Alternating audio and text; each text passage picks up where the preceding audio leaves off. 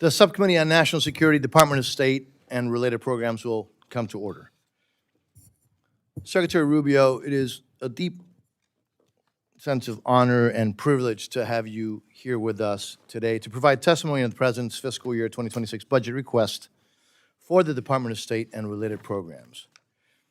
Now, before I get started, I want to recognize the subcommittee's new members.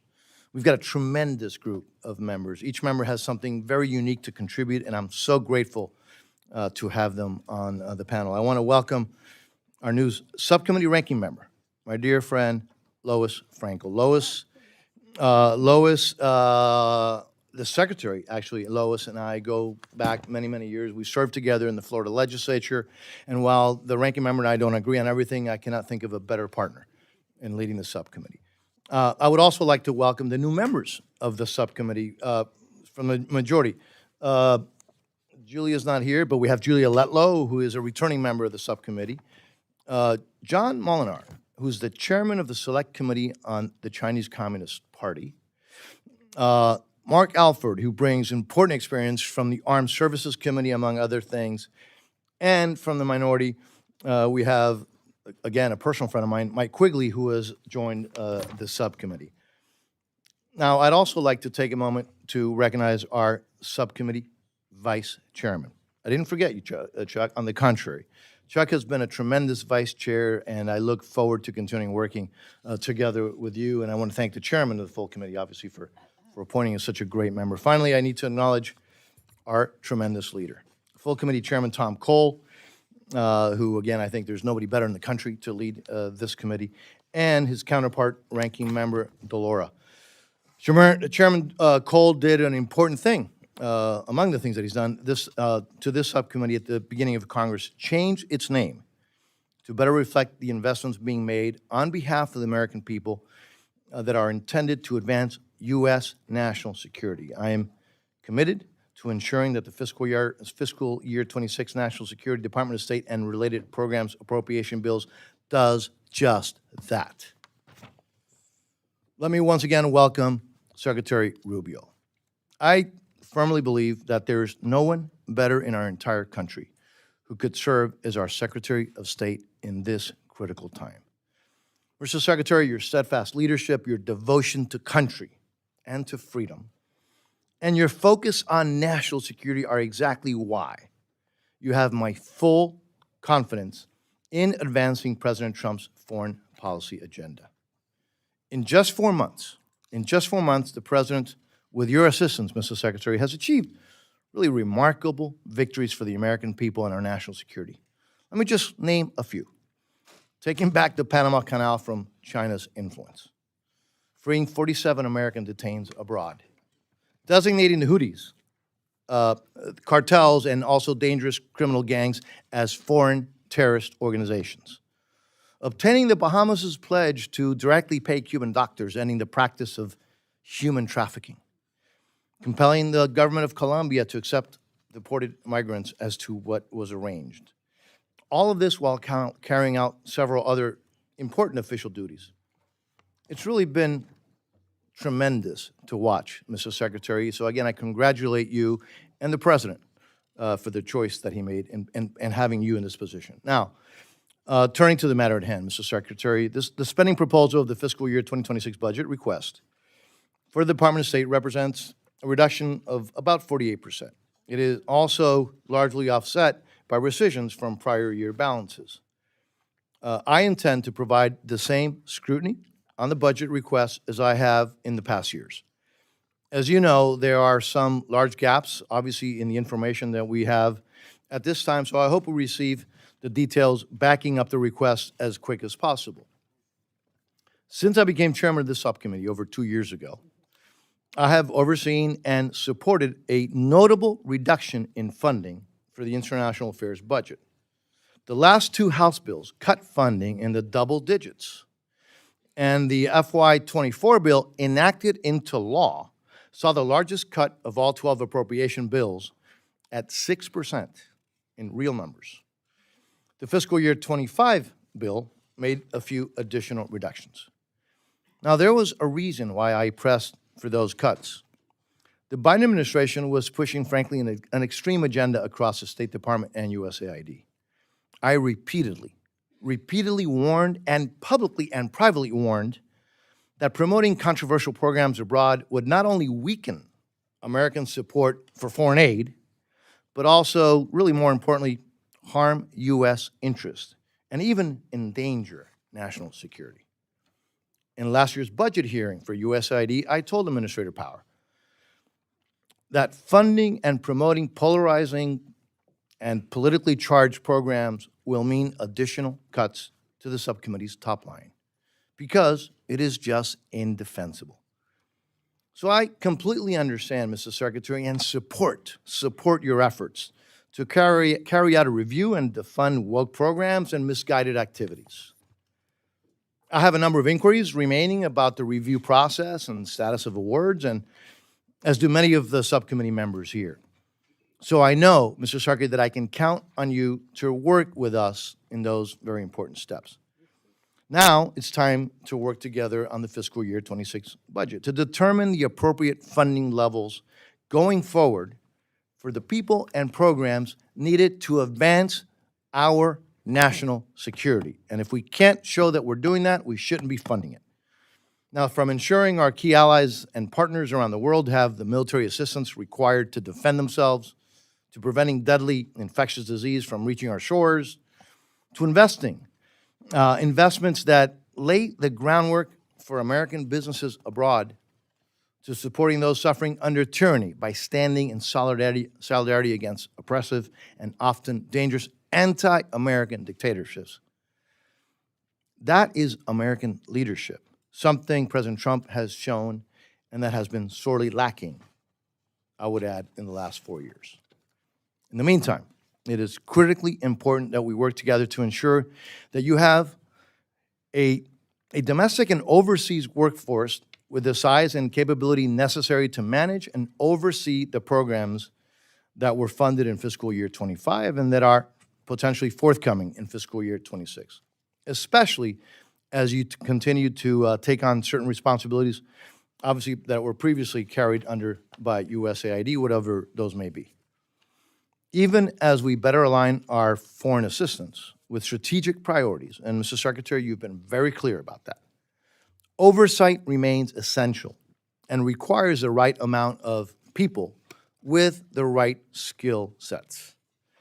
So again, Mr. Secretary, I look forward to working with you on this in the weeks and months ahead as you further develop your plan and your reorganization.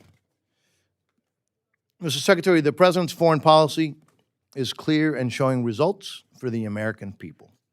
And your capacity to advance that foreign policy is frankly unmatched. I look forward to working with you to ensure you have the resources and tools to be successful in advancing President Trump's America First foreign policy. Now let me turn to the very distinguished ranking member for her opening remarks. You have the floor. Thank you, Mr. Chair. And it is an honor to work with you. And welcome, Mr. Secretary. And I hope you're going to find this is a very thoughtful committee, both sides of the aisle. And I like your mission for us to work together. Yep. Okay.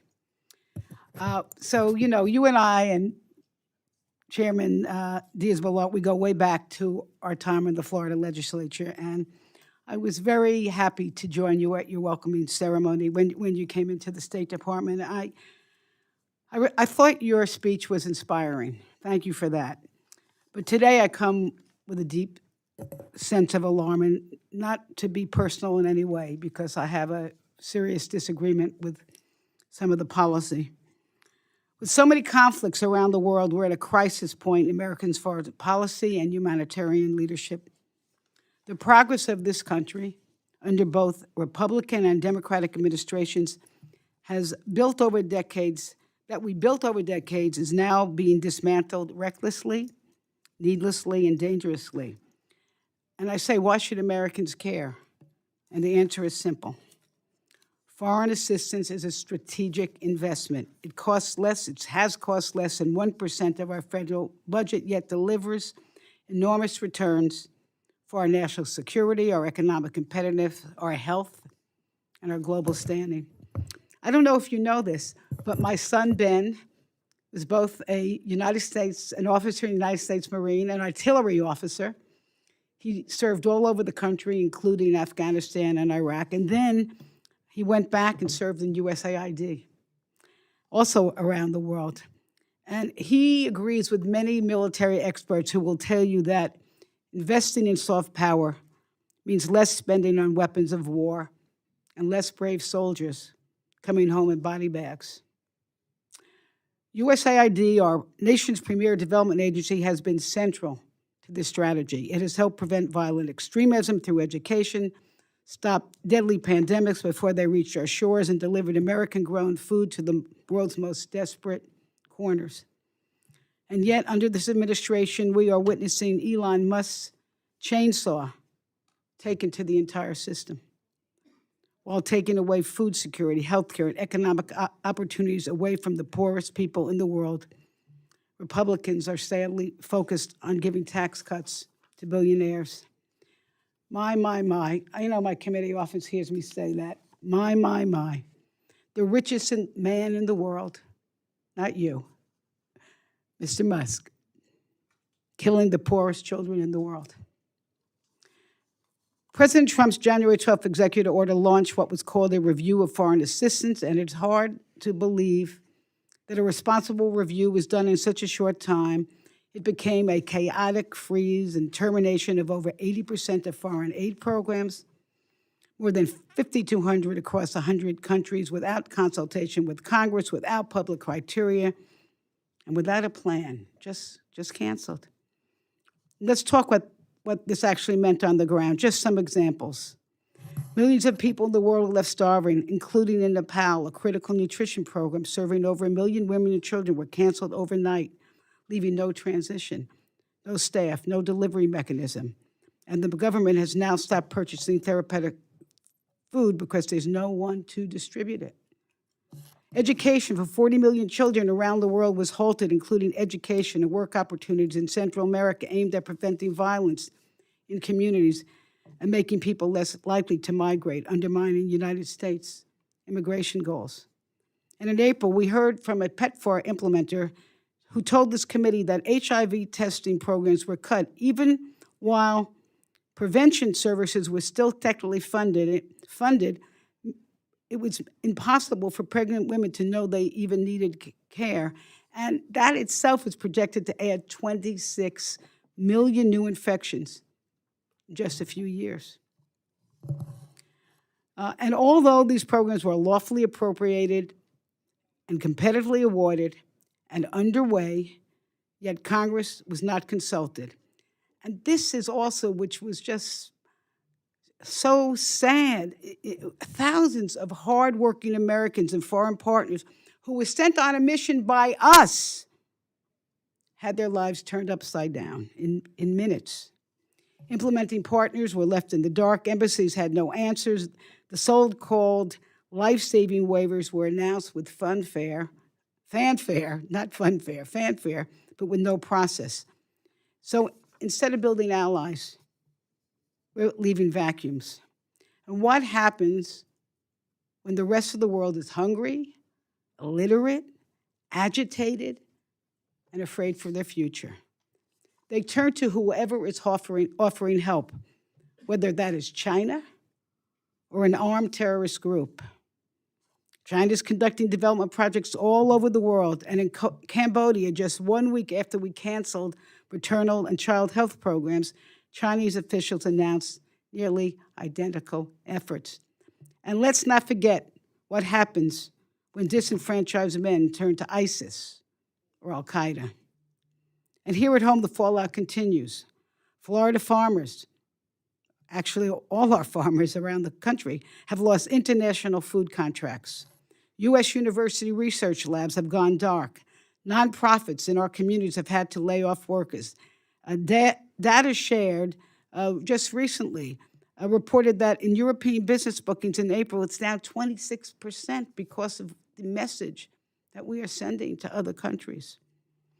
We all want efficiency, and we all want accountability, but a serious government doesn't throw Humpty Dumpty off a wall and hope we can put him back together again, which is what we are afraid of here. The haphazard and chaotic way it just makes waste, fraud, and abuse more likely, and it's actually reported in our USAID and State Inspector Generals in a report. And Mr. Chairman, I ask consent to enter into the record 2 recent reports by the State Department and USAID Office of Inspector Generals highlighting the complexity and changes needed to successfully integrate humanitarian, global health, and development assistance into the State Department. So done without objection. Thank you.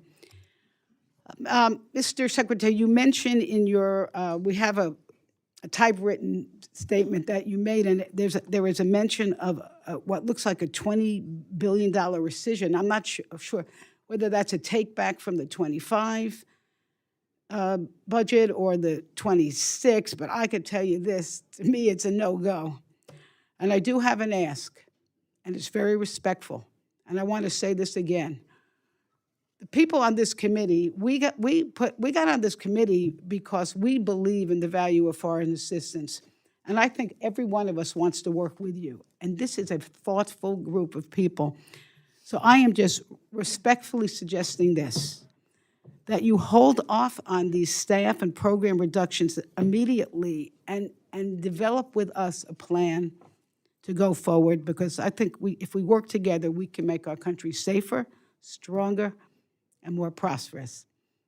Thank you, and I yield back. Thank you to the ranking member. It's a privilege now to yield to the chairman of the Full Appropriations Committee, Mr. Tom Cole, for his opening statements. Mr. Chairman. Actually, Mr. Chairman, the privilege is to be the first person who's not a member of the bipartisan Florida Mafia to actually be able to speak at this meeting. And I want to commend my colleagues for their rise in position. My friend, the chairman, is my classmate as well as my partner on this committee and my co-chairman, and it's a great honor to be with him. And Ms. Frankel is a wonderful member. We've served a lot of years together on Labor H. This really is, Mr. Secretary, one of our very, very best committees, and it's always a pleasure to be with the ranking member of the full committee. Again, my partner for many years on Labor H as well, and now at the pinnacle level of the committee. Mr. Secretary, it's a great honor to have you here today. As you know, this is the newly renamed Subcommittee on National Security, Department of State, and related programs. More than mere terminology, the change reflects a renewed commitment to strategic engagement and diplomacy to build a stronger and more secure future. We're leading with sharpened purpose to ensure Americans are safer at home and abroad. The work of the State Department is core to this mission and the cause of freedom. And every action and investment we make should protect and promote U.S. security, prosperity, and values. Secretary Rubio, we know your commitment to that duty, and it's an honor to have you here with us this afternoon. From day one, you've acted as a force multiplier for the President, and we deeply appreciate your service to our country. As you know, Mr. Secretary, peace through strength isn't a matter of chance. It's the result of effective policy, national focus, and marshaling resources to where they drive maximum impact. The America First agenda, which has been mandated by the people, advances that critical doctrine. It's not about retreating from the world stage, but resetting our guiding principles. No longer will weakness and the detrimental policies of the previous administration harm our nation, and no longer will U.S. taxpayer dollars be funneled to extreme agendas and initiatives that have undermined trust in foreign assistance program. The Trump administration has been clear about a new path forward from the very beginning. That's why I support your efforts, Mr. Secretary, to reorganize and streamline department operations and better integrate programs with our diplomatic and strategic objectives. I'll note that the rapid pace of certain restructuring has caused some concerns and may require adjustments. Reforms must ensure meritorious programs are not lost, while also improving the benefits that they deliver. We recognize that being accountable and effective are not binary choices, and we should ensure that deployed instruments of power support our interests, deter our enemies, and deepen our strength on the world stage. As we look to the summary of your fiscal year 2026 request, these efficiencies and mandates are reflected. This committee commends this start and is eager for a complete budget to ensure you have the resources needed to carry out core diplomatic functions, effectively counter China and other adversaries, strengthen our alliances and critical partnerships, such as our ironclad commitment to Israel, grow economic competitiveness, and keep America the beacon of the free world. Moving forward, we're committed to working with you, and the authorizing committees, to ensure that the department has the capabilities, flexibility, and people it needs to represent the full range of our interests abroad in the service of American national security. Finally, again, let me reiterate what I said at the beginning. We are exceptionally proud of your appointment.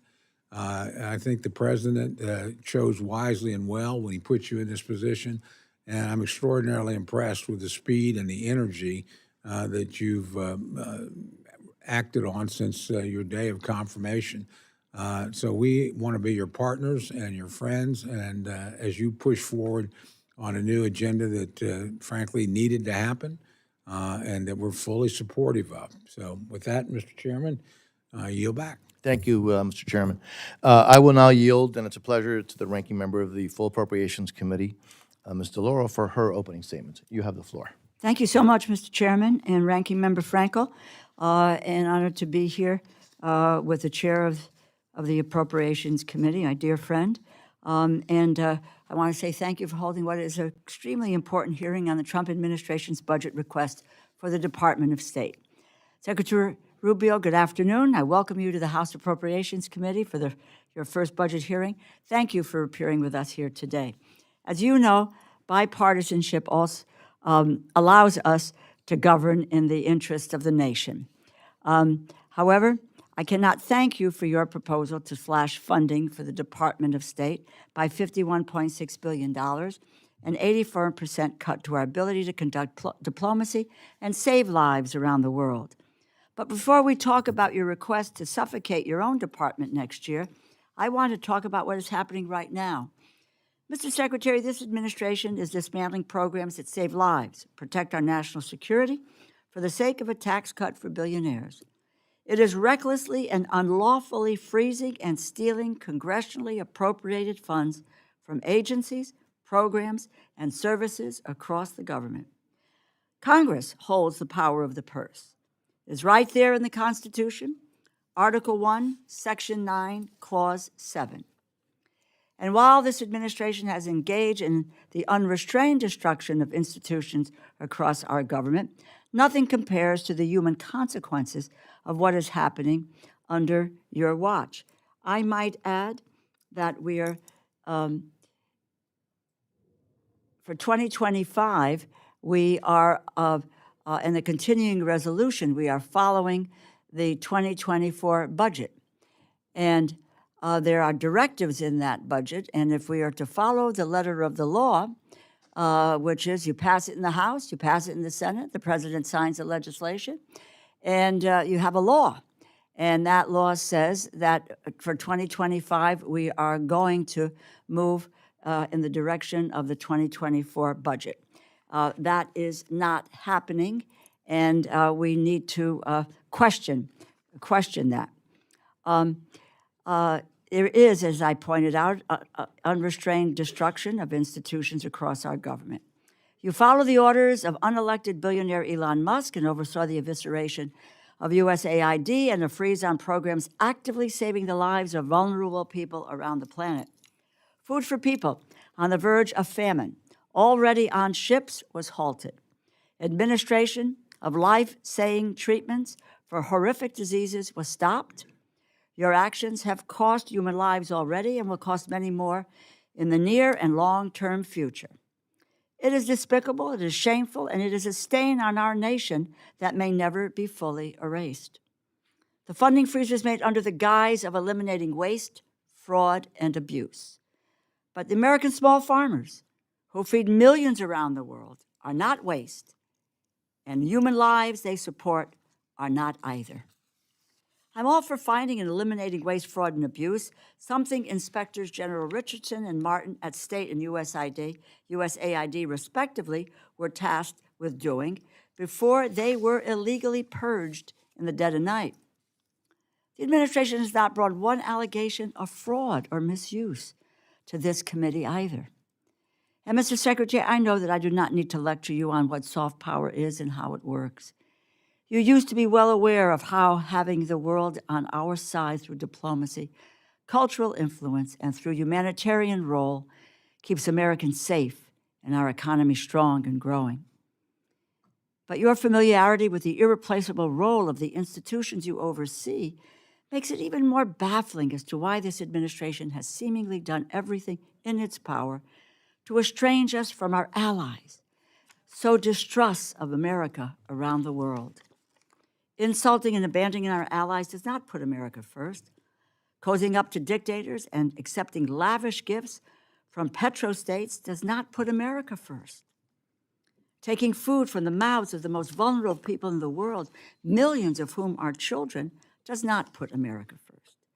When we are helping impoverished communities and nations treat diseases, when we are feeding starving children in conflict zones, and when we help ensure villages have drinkable water, we are using and gaining soft power.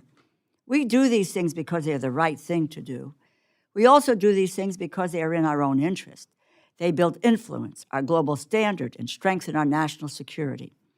When we retreat from the global stage, China and Russia fill in the gaps, and the world becomes a more dangerous place for Americans. Whose name is on the sack of flour, the door of the clinic, on the school book? The United States of America, period.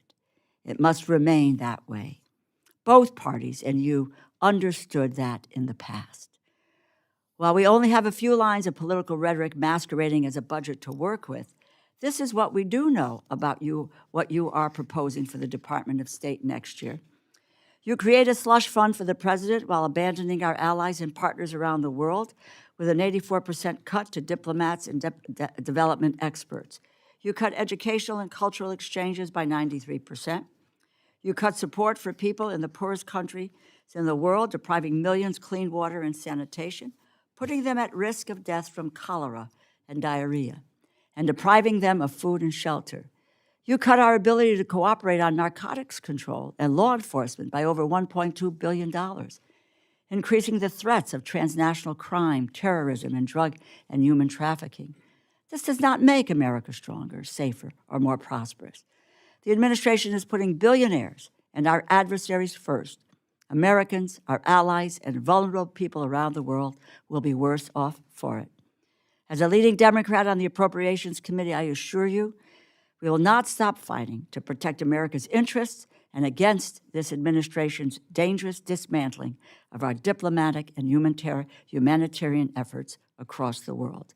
I thank you, and I look forward to your testimony. I yield back. Thank you very much. Secretary Rubio, your full written statement will be placed in the record, so feel free to summarize your testimony. As I said before, it's a privilege and an honor to have you here.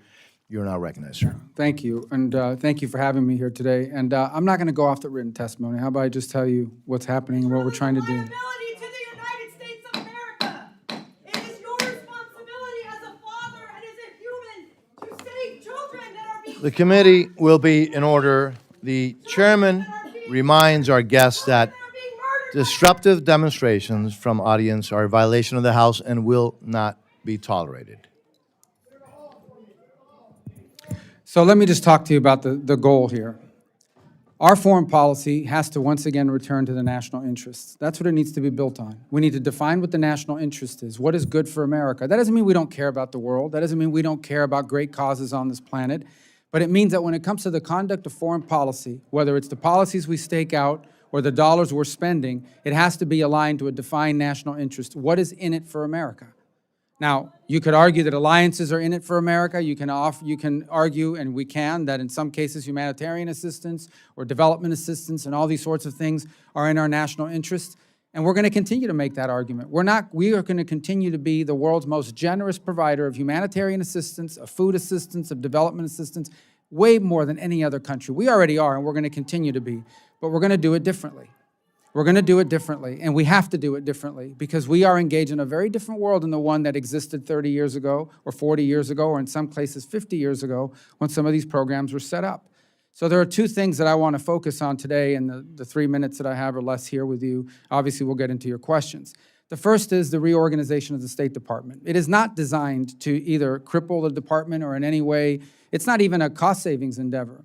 It is more about being able to deliver results in a better way. What we want to empower is our regional bureaus and our embassies. Here's how I want this is how we want this to work. We want to be able to go to let me back up. The most important thing I read every single day, every morning I get a book with 10 or 15 cables from our embassies around the world. The best ideas, the best innovations that I get from our building, and this is not disrespectful to the people working here in Washington, is from the embassies and from the cables. They are identifying problems and opportunities well in advance of some memo that works its way to me.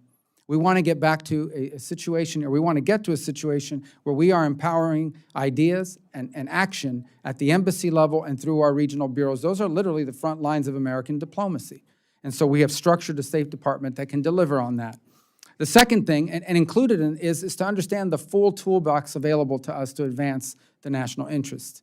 And in the past, unfortunately, humanitarian assistance and development assistance in AID and what the State Department does have in some cases been unrelated, in other cases have found themselves to be in conflict. So what I want and what we want is for our regional bureaus to have available to them aid, diplomacy, economic development, all of these different tools in the toolbox of statecraft and tailored to the specific country and or region based on our national interest. That's what we seek to deliver on. And that's why we wanted, and by the way, I'm not the first Secretary of State, multiple Secretaries of State, starting with Condoleezza Rice, I believe Secretary Albright herself, and others privately have wanted to bring AID and all of it underneath the fold of the State Department so that aid is provided through the context of our broader foreign policy. And I want to be frank with you about this as well. There are a lot of great causes in the world, but we don't have unlimited resources. We never have and we never will. And even though we spend more than anybody else, these resources have to be tailored as part of a broader strategy. And frankly, they have to have some return on the United States as well. There are countries in this world where we've invested a lot of money, I mean a lot of money, in humanitarian assistance, even in development assistance. And so you go and you hear about these countries, we feed people, we take care of their medical systems, we even help them build their security services, but all the minerals contracts are with China, all of the other benefits are with China. There's got to be some situation here where we say, hold on a second, there has to be some relationship between the amount of help we give and what the United States is getting out of it. That includes their votes in international organizations. There are countries we have poured billions of dollars into over the year who consistently vote against our interests in international relations. You know who doesn't do that? You know who doesn't tolerate that? China doesn't tolerate that. They don't tolerate that. All of their help is leveraged. By the way, all of their help is primarily loans. So they lend you money that you pay them back so you can hire Chinese companies to do work in their country with Chinese workers. That's what they call aid. And that's what they still call aid.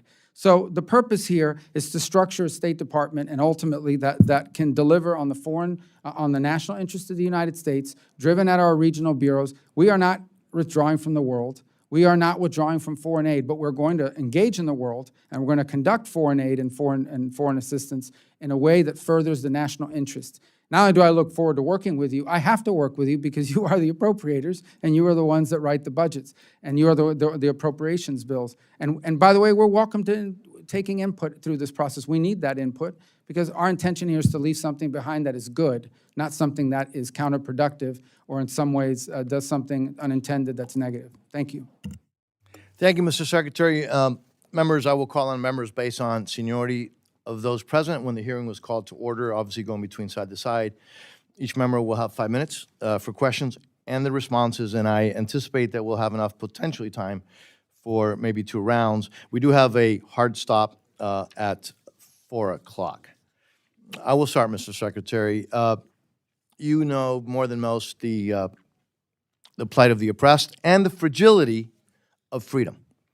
And I think democracy programs, when potentially done right, without an extreme policy agenda, woke agenda, agenda du jour, can be a valuable national security tool to advance our safety, our security, and frankly, our values abroad. And so now, while the skinny budget, we understand why, doesn't address democracy programs, but a lot of these awards were terminated during the assistance review. Now, I will tell you, Mr. Secretary, I had sadly a front row seat to the Biden administration's effort to co-opt important bipartisan programs to advance their woke agenda while damaging our national security. And by the way, democracy programs were a big part of that. So I get it. But we need to get back into basics and get back into the game in the right way. So what can you tell me about your plans and then the president's plans and policies to support freedom around the globe, and what are your plans as far as potentially for democracy? Is that a priority? Democracy programs. So give me your read on that. Well, a couple things. First of all, I think in the context of our broader foreign policy, we need to recognize that there are countries, for example, whose governance systems are not the ones we would want for our own country, but nonetheless, we need to have a relationship with them because it's in our geopolitical interests. Two countries I recently visited, Saudi Arabia and Qatar. Saudi Arabia is not a democratic society, but yet they're an important strategic partner for us in the Middle East for a variety of reasons. On the other hand, you see where there are opportunities, and you would hope to be able to support a vibrant democracy development in places in our hemisphere, as an example. And I think what that draws to bear is that what democracy promotion or programs like this mean will vary from region to region and country to country. I think we all wish we lived in a Pollyanna world where everything was equal across the board, but the fact of the matter is that foreign policies never looked like that. We have always had to treat different countries in different ways, sometimes because our geopolitical interests require it. That said, I think it's also important in these programs, just because a program, and I'm not criticizing any program in particular, but just because a program has a nice and impressive title, democracy promotion, well, I think we would all be supportive of democracy promotion. But at some point, these programs have to prove that they are actually promoting democracy, that they are actually delivering on an outcome. And so, again, I'm not speaking about any program in particular, but when you've been promoting democracy in some society for 20 years and have made no advances, you have to ask yourself, at least at a minimum, you have to ask yourself, are we spending the money on the right thing? Is it with the right people and in the right way? And so I do think that these things are worthy of review, but ultimately, if we see opportunities that fit our national interest, to promote democracy, to promote pluralism in a society, I keep going back to this because it's very recent, but you would hope one day, for example, that we would be able to promote, if possible, and whatever efforts we can do, a society in Syria, which right now is under a transitional authority run by some people that I know have some difficult pasts, but nonetheless have expressed a desire at a national project, meaning they want to build a country. They're not interested in fighting a war with Israel. They're not interested in exporting revolution or becoming a playground for jihadists. And in order to have a real functioning society in Syria, you're going to have a government that's inclusive of Alawis and Druze and Sunni, some elements of Shia and Kurds and Christians. And if we can help somehow in bringing that together, we'd be open to doing it, but it's got to be a program that actually has a chance to succeed, not just some NGO with a nice title and they pitch us a contract. Thank you, Mr. Secretary.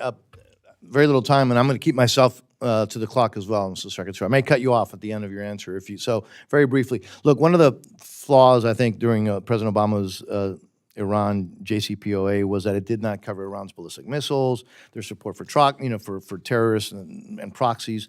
Can you give us an idea? And again, I don't have a lot of time, and I'm going to cut you off, so just know that.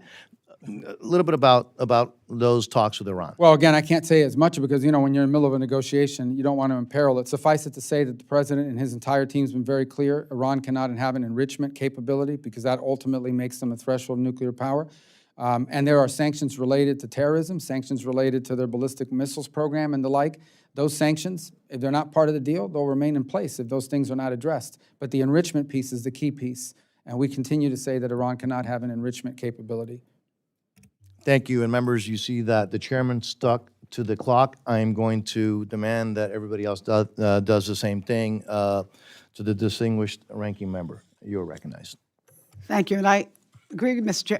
Chairman in terms of Iran, no enrichment, but no funding proxies. We've got to stop their terrorist activities. Mr. Secretary, we all like efficiency, and every president has a right to review programs.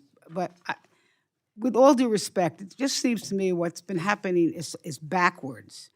Congress, we created USAID as an independent agency. Then without Congress, the administration has unilaterally dismantled USAID.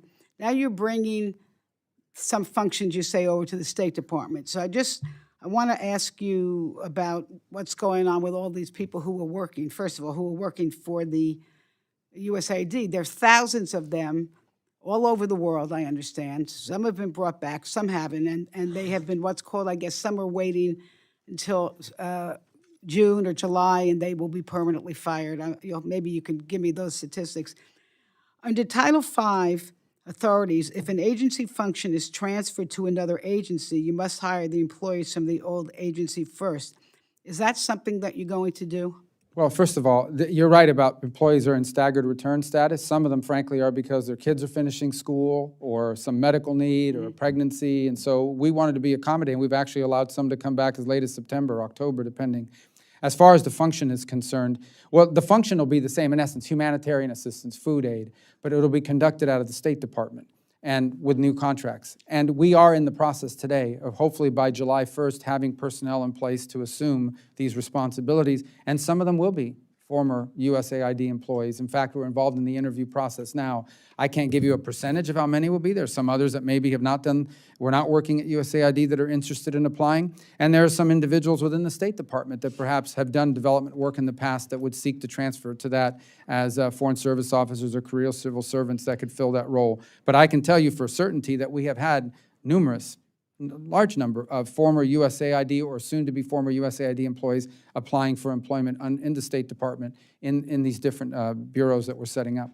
So I understand what's underway. What I don't understand is what was the rush about? I mean, to just upset people on a mission, working dedicated, no fault of their own. You've turned their lives upside down, but not only that, disrupted all kinds of programs. I won't go through that.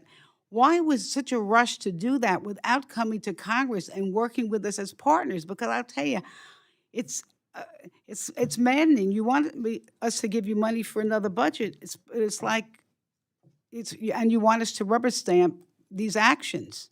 Well, I would say that these are reforms that people have talked about for a long time. As I said, multiple secretaries of state have wanted to bring the function of foreign aid, humanitarian assistance, the like, under all of it under the umbrella of the State Department, and it never happened. And so I think in this case, quite frankly, there's just a real impatience to get to reform and to restructure.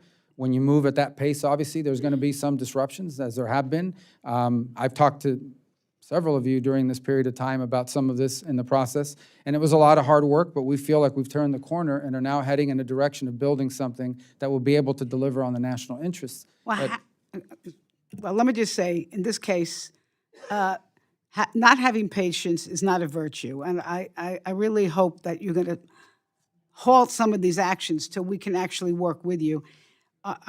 There are, as our ranking member said, there are congressionally directed programs like family planning, democracy, education, women, peace, and security.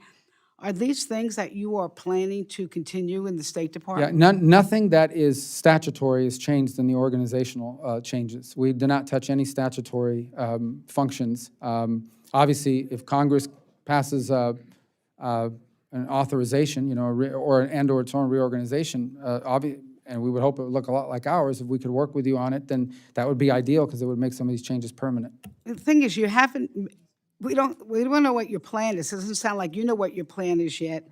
So how do you know what your staffing needs are? I mean, you're firing all these people before we even know what the plan is. Well, that's in USAID. There's been no real, we've about 180 employees is the only numbers that have been released from the State Department because we got rid of an entire bureau, the Global Engagement Center, and one other. So that's different from USAID. I think that's what you're referring to in terms of the large numbers.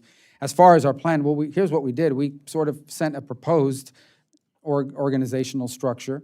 And we're now receiving comments as a result of that proposal, including from members of this committee and your staff and people inside of our building. And then we hope to bring you a congressional notification on reorganization on the basis of that comment period. I'm getting hammered, but Mr. Chair, I just have one very important question left, very quick, which is this, because we want to work together. But I want to ask you whether you will commit yourself to using the funds that we put in to the congressional directives of this and the next budget. Well, that's a decision OMB will have to bring before you in terms of what they seek to do with the remaining funds that are at this point unspent. All right, we're going to move on, and again, thank the ranking member. Chairman Cole. Thank you, and just before I ask my question, to that point, it would be helpful, and I know you're trying to do this, if you could urge OMB to get us a full budget. And we are months behind when one should happen. I give any new administration a lot of latitude. Nobody can possibly meet the congressional deadlines on this. But we're at the time now, if we're going to give you the budget you need in a timely fashion, we need the kind of information that you and the ranking member of the subcommittee were talking about, and we need a detailed proposal more than we've gotten. So I would just ask you to lend your voice, help us help you. Now my question. Obviously you walked into office or came into office at a time of unprecedented international upheaval, war in places we did not expect to see, war. Europe in particular have not seen it on a scale like this since 1945. It's been a tragedy, obviously, the loss of life, and I commend you and the president for talking about that in those kinds of terms. This is a contest that does need to end. On the other hand, I look at it and I see an unmitigated disaster for Russia to this point. I mean, they pushed Sweden and Finland into NATO. They suffered 900,000 casualties or so. They are busy rearming Europe, quite frankly, and the president was right on that in his first term, warning the Europeans about the danger of this kind of threat. But they are rearming and doing so rapidly. I know you've been in discussions, obviously, with Russia and its leaders, and I know the president has as well, as recently as yesterday. So I'm just curious of what your assessment, the state of play is, and what you think the United States ought to be doing to try and bring the war to an end without rewarding an aggressor. Well, first, the state of play, I think, is as follows, and that is that Russia wants what they do not have. They want to conquer lands they do not currently occupy, and Ukraine wants what they cannot get, which is pushing Russia all the way back to the lines in 2014 or even before that when the previous incursions happened. And so what we have here basically is in many ways a protracted stalemated conflict in which people are dying every day. And in fact, that's why you're seeing these long-range strikes. Since they can only make small advances in one direction or another on the front lines, they launch UAVs and they launch drones and they launch rockets into populated areas far from the battlefield and inflict tremendous harm, as we see every single night. The president's goal is to end it. In order to end this war has no military solution. It will not. This war will end at some point in a negotiated settlement. And the question is, when does that happen? The sooner it happens, the less people will die, the less destruction there's going to be. It has to be a negotiated settlement to a peace that is sustainable, not a peace that lasts for 3 years and then restarts another war. In order to get to that peace, in order to get to that negotiation, you have to be able to talk to both sides. And both sides are going to have to make concessions. As hard as that sounds, both sides are going to have to give up things they want and give the other side things they want. That's the way negotiations work. The president has wanted to preserve our opportunity to be able to engage with both sides of this debate, and that's what we've done. The president's also been clear, and we've been clear with the Russian side. Number one, that the president retains sanctions authorities that he has not yet used. All the current sanctions remain in place. None of the sanctions that were in place on the day he became president have been lifted. But there are additional sanctions, and he's alluded to those. And the others, which I and others have directly reminded the Russians of, is there's a congressional effort to impose sanctions, which at some point in time, Congress will lose its patience with the pace of advances on a peace deal and may very well impose sanctions that in some ways are even more crippling than what the president could do on his own. But we hope we can have a peace deal. Again, it's difficult. The Russians are supposed to produce a document or a memorandum of peace, as they've called it, in the next few days that will outline what they will require for a ceasefire that could then lead to a broader negotiation and then a final settlement. And I think we'll learn a lot from what that memorandum of peace contains. If it's reasonable, then I think we've made progress. If it's not, then I think we're not any closer here, and the president will have options available to him. Let's hope it's the former, not the latter. Thank you very much. That's very helpful. I don't have a lot of time, but I want to ask one quick question, take what little time you have to respond. Look, I was ranking member, and the full committee were actually in the Middle East in October, Egypt, Jordan, Saudi Arabia, Israel. I'm enormously impressed with what the president accomplished in this recent visit. Could you talk to us briefly about the opportunities that you see coming out of that visit? Well, there are a number. The first is to attract foreign investment into the United States and for a bunch of different industries here, and I think that's always important. I think the second, obviously, is the ability to find strategic joint partnerships in different ventures, like, for example, AI and in particular, semiconductors. The production of semiconductors is heavily energy dependent. And so to find nations that have surplus availability of energy that they can dedicate to the production of semiconductors and increase the global supply chain of semiconductors so we're not overly reliant on one chip plant in Taiwan is critical to our national security, but frankly to global stability. And I think the third, and really was meaningful, was the speech the president gave in Saudi Arabia at the forum. It was, I think, a pretty important speech if you go to it, where he said a number of things. He doesn't believe in permanent enemies. He's a builder, not a destroyer. He wants to see peace. He actually outlined these two paths that exist, the path of destruction and war, and then the path of prosperity as witnessed in these three countries that he visited. And that's what we are hoping to advance, and I think we helped advance in an important part of the world. Thank you very much, Mr. Secretary. Yield back, Mr. Chairman. Well, thank you, and I want to thank the ranking member because since she went a little bit over, it made it possible for me not to cut off the full committee chairman, which is always a good thing to not have to do. Now we'll go to the full ranking member. Yes. Thank you so much, Mr. Chairman. I might quickly say that a while ago we had a briefing by USAID senior officials, Jim Cunder, Chris Milligan, and just a quote, what has been done was an 84% cut to USAID. It scatters the remnants of USAID across a dozen state bureaus and almost guarantees that our competitors will dominate in local competition. The fact is, people have been fired and agencies and programs have been terminated. Secretary Rubio, human lives have been lost. Extensive damage is done to the U.S. international standing under your watch. This would not have happened if the administration had followed the law and congressional intent. Congress appropriated foreign aid funding with a clear set of directives, yet with no notice to Congress. The administration has broken the law, completely dismantled U.S. Foreign aid, hijacked funding for the State Department and USAID at the behest of Elon Musk and Doge.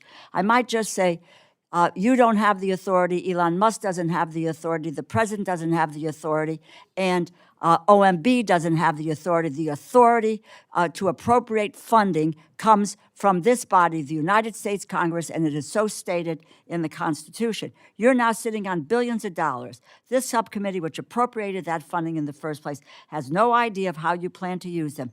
Secretary, how do you plan to spend your agency's remaining fiscal year 2025 money, if not as directed by the Congress? Well, I think the president through OMB is going to work with you and the Congress on how best to, reset the funding levels for the new year and how to move those funds. And we await OMB guidance in that regard. Well, I would just say for months we have been asking for a list of which programs were cut and why, and all we have received is this unintelligible spreadsheet, a sheet that does not seem to reflect reality. We need clear answers on how you need to plan to spend this year's funding and asking for a commitment that you let us know, because you have terminated programs, you have fired staff. What are you going to do with that money that was already appropriated? Well, again, we're waiting for OMB guidance, and obviously they'll reach out and work with Congress on these funds. that have not been OMB spent. is not working with Congress. The president is not working with Congress. You are not working with the Congress. We need to understand, if we are going to appropriate dollars, what it is that has happened. What is it that you propose to do with the billions of dollars that you have expropriated? If you Yeah, will? again, that's a function, as you know, that's OMB has those decisions to make, and they'll have to work with Then I guess you don't have you much on it. control over your agency, Mr. Well, Secretary. ultimately, well, we According have to a lot of public control reporting, because- you have terminated more than 90% of USAID programs, 60% of programs at state. All are the firing of all our development experts in the next few weeks, and are preparing to fire hundreds more at the State Department. We need an accountability. And if we can't, I don't know, if we can't get it from the Secretary, then from whom are we going to get this accountability? It is your department. Well, with all due respect, some of your numbers are incorrect. We have not cut 60% of the funding at the State Department. If you're referring to the budget request, that's different. There has not been mass layoffs at the State Department. I think there's been less than 200 people that have been riffed from the State Department. From the I'm State talking Department. about, well, USAID. And Oh, now well, you that's a plan- different one, Well, right. no, it's not a different issue. You now plan to take on, and the gentleman said you're going to scatter the remnants of That's false. USAID throughout the State Department. Who is going to make sure appropriated funds are spent properly? Well, they're not going to be scattered. They're actually going to be consolidated in a couple of funds that deliver, for example, International Humanitarian Assistance Fund. We'll also have an increase to the Emergency Refugee and Migration Assistance You Fund. mentioned previous secretaries who have moved in this direction, and I just want to say to you that they decided not to do it because it was ill-advised. 15% of the planned cuts, there's 15% planned cuts of state staff. Now, who is going to make sure that appropriated funds are spent properly if you have fired all the staff with experience overseeing the process? Will you personally be approving every expenditure? I know you have a lot of jobs already. No, we're not. First of all, we haven't fired any experienced staff other than the people that were riffed out of the 2 divisions in the department. But other than that, I said at the State Department, there's been only under 200 people have been removed. Some have retired and so forth, but that's normal in any cycle. We're also going to hire new people, Let me including, just as say, I've already. you have, well, my time is short, Mr. Secretary. so is mine, and that's why I want to tell you that well, we're my also time going is to bring in short people here. from USAID. My time is short. I reclaim my time. You have terminated key monitoring and evaluation programs. Allow us to account for the use of this funding. How does allowing the money to flow out the door while hamstringing your own ability to track that money make our government more efficient and prevent waste, fraud, and abuse? It's clear that from the administration and Musk that the process is ignorant of the purpose of foreign aid, utterly unprepared to manage their own dictates, taking a chainsaw to foreign aid with no concern for human lives or the broader consequences for our security, no plan for the future. I yield back. Thank you. Thank you. Before I recognize the Vice Chairman of the subcommittee, I just want to remind members that let's please, obviously, these conversations are helpful, but if we can allow the Secretary to answer, I think that would also be helpful. Vice Chairman, Mr. Edwards, you're recognized, sir. Thank you, Mr. Chair. Mr. Secretary, thanks for being with us. Thanks for taking on the task that you have. Contrary to the comments you heard immediately before Mr. Desbelart called on me, I applaud the work that you're doing.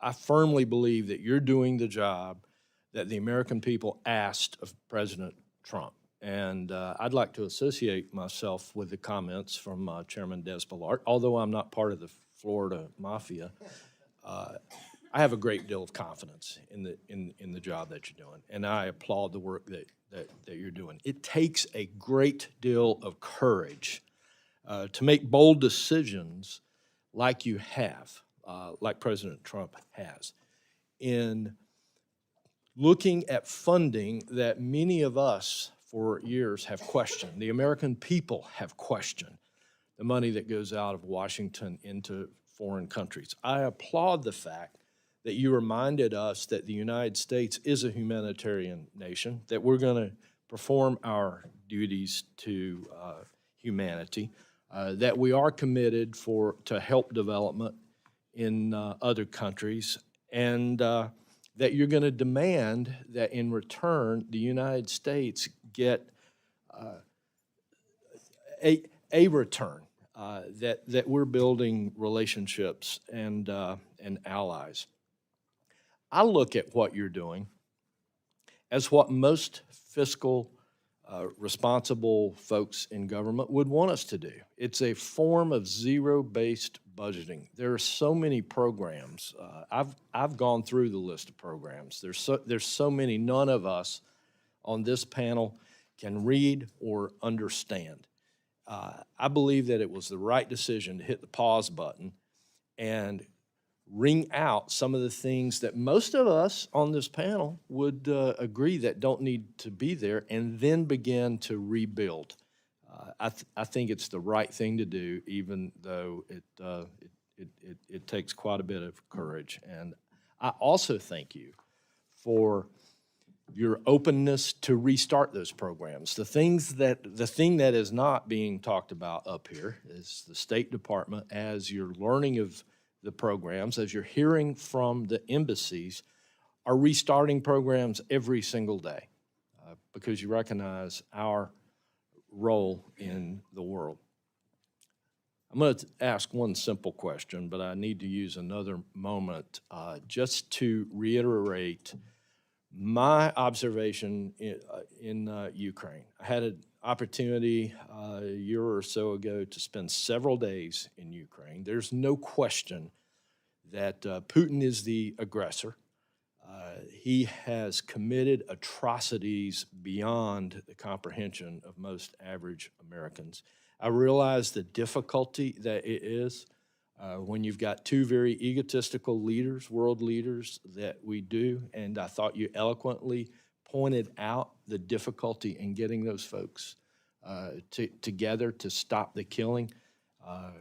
I would urge you and the president to continue applying the sanctions that we have available to us. With all that pontification, now I'll just ask a simple question. While I was in Europe, I realized that Radio Free Europe is an organization which has traditionally gotten funds from this subcommittee through U.S. Agency for Global Media to educate the folks as to really what's going on out there and to fight the propaganda war, which most of us just do not realize that's taking place. I had a chance to witness that. What are your thoughts about continuing to fund organizations like Radio Free Europe? Well, I think a couple things. First of all, they're not in the State Department. We don't operate those. They're operated independently. I know that they're going through their own process that the administration is reviewing, so I don't want to speak about their reform efforts or what their plans may be, because I'm just not a portfolio that I'm working on. I'm working on a lot of other things, but that's just not underneath the State Department. There are some that have suggested that global engagement or global media be brought under the auspices of the State Department. That is not a concrete proposal. I've seen that bantied about by some. If that's a decision that's made, then we'll look forward to creating programs that are effective at delivering news and, most importantly, access to unfettered and free information, given changes in the way people consume information in the world today. But that's not something I'm involved in right now, because that's outside the umbrella of the State Department. It is under the umbrella of your committee, however. Thank you. Thank you to the Vice Chairman. Privileged to recognize Ms. Meng now. Thank you, Mr. Chairman and Ranking Member. Thank you, Mr. Secretary, for being here today. First, I wanted to continue to urge you and the President to do everything in your power to bring home the 58 hostages who Hamas still holds in captivity. That includes 4 American citizens, Itai Chen, Gadi Hagai, Judith Weinstein Hagai, and Omer Nutra. And I want to urge you to continue efforts to please get humanitarian aid into Gaza and make sure it's getting to Palestinian civilians and not Hamas. Mr. Secretary, I too am extremely concerned that your actions will prevent the State Department from fulfilling requirements under federal law to comply with congressional directives and fund programs that Congress agrees, bipartisan agreement, are a priority. One example is basic education, authorized by the Reinforcing Education Accountability and Development, or READ Act.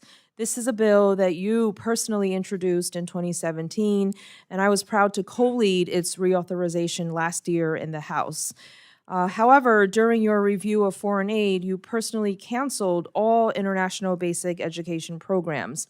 As a result, an estimated 44 million learners will lose access to education, vocational, and workforce development programs supported by the U.S. government. These are programs that make us safer, stronger, and more prosperous by building stability and helping kids stay in school. This is statutory. Under federal law, you are required to spend these funds.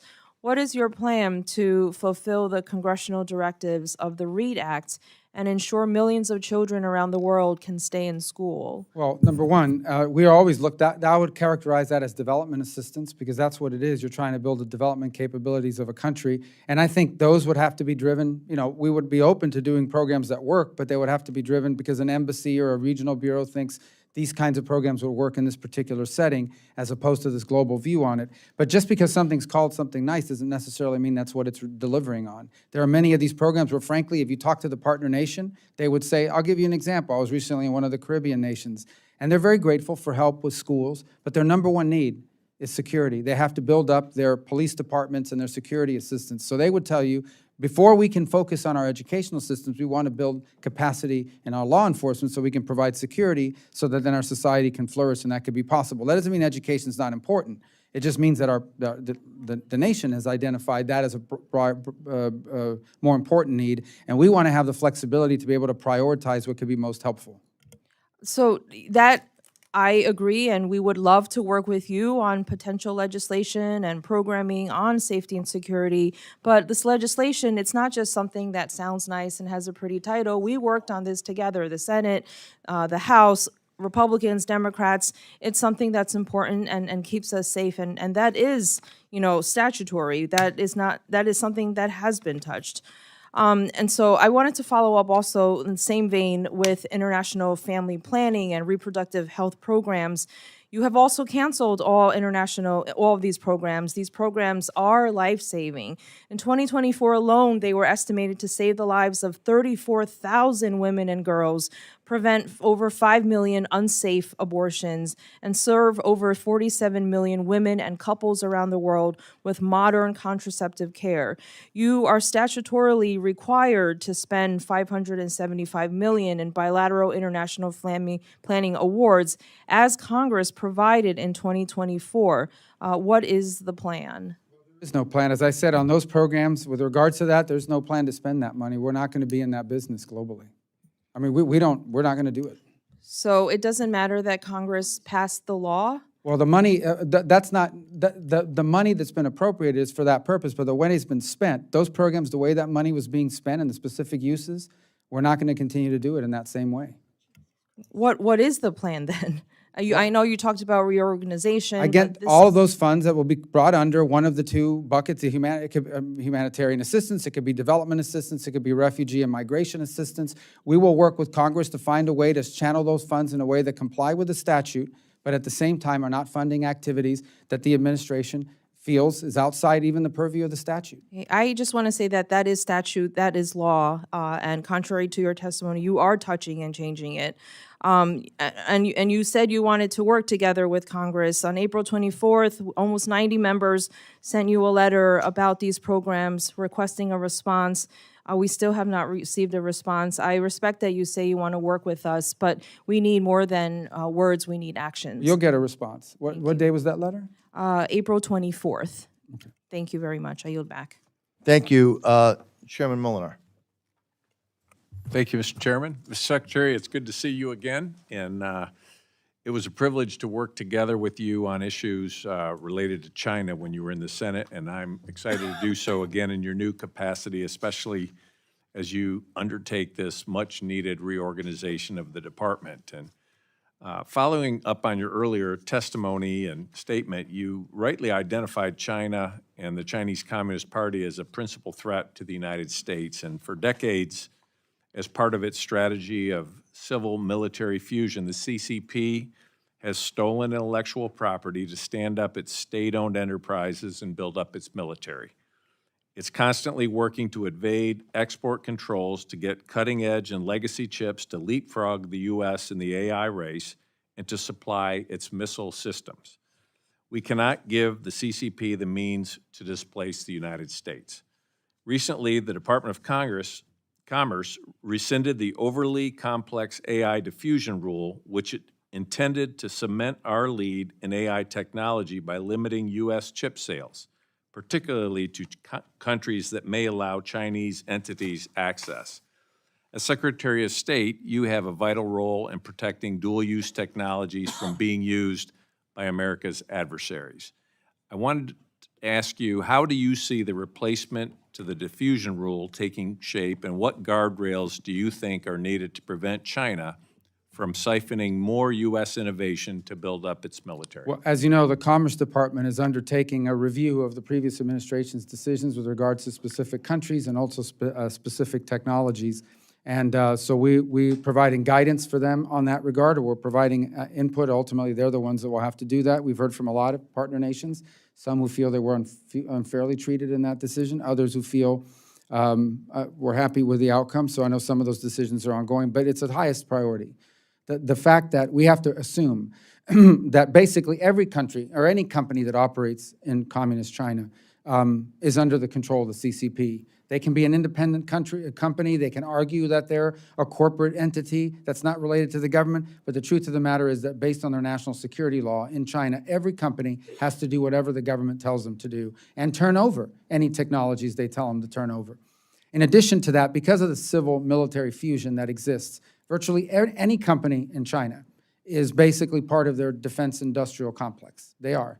And we've seen that repeatedly over and over again. And we've seen advances that the Chinese have made in their own defensive capabilities and offensive capabilities militarily as a result of technology transfers. So it is among the highest of priorities for this administration to protect against that. And frankly, it's also an issue that I raise with every one of my engagement with our partners. It was a big topic of conversation at the recent foreign ministers gathering of NATO last week in Turkey. So a growing number of our allies are also interested in similar moves on their front. Well, thank you very much for raising that issue because, as you know, the acquiring U.S. technology through third parties is something China is actively trying to do. There are also national security concerns with Chinese nationals coming to the United States to study at our colleges and universities, since the CCP has previously threatened some students' families if they don't spy for them.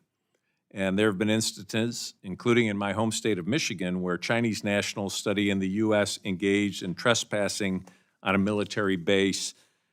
What can the State Department do to protect our college campuses and improve the vetting of Chinese nationals who come to the U.S. to study? I mean, it's not a difficult issue. I mean, it's difficult in the sense that where I think we as a people are generally uncomfortable with saying an entire group of people from one country cannot come.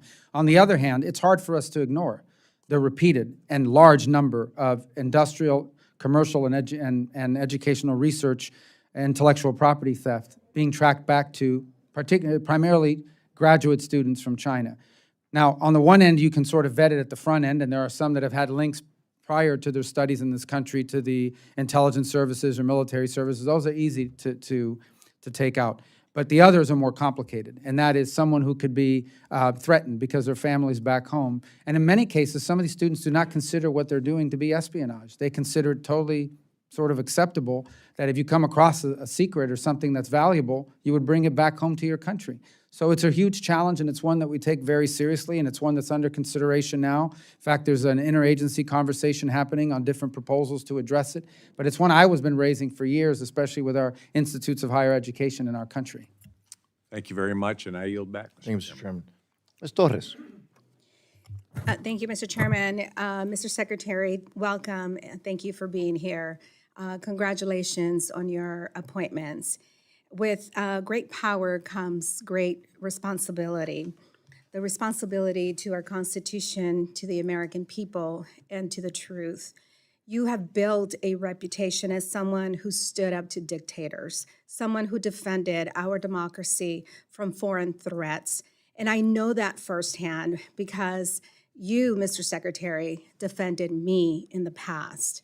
When President Bukele of El Salvador targeted me, telling his followers, don't vote for Rep. Torres, endorsing my opponent, and unleashing a campaign of vile threats, harassment, intimidation, and leading an online lynching against me 3 times. Your response, Mr. Secretary, was clear and direct. My home was vandalized with gang graffiti. My husband was confronted in our front yard while we were having a toddler swim party. That child is watching us right now. A man filmed himself planning to shoot me. Our Justice Department agreed with us in a 2022 court indictment alleging that Bukele has a deal with MS-13 gang leaders, receiving support from MS-13 and strategizing on how to better hide murderers from the public, disappearing them.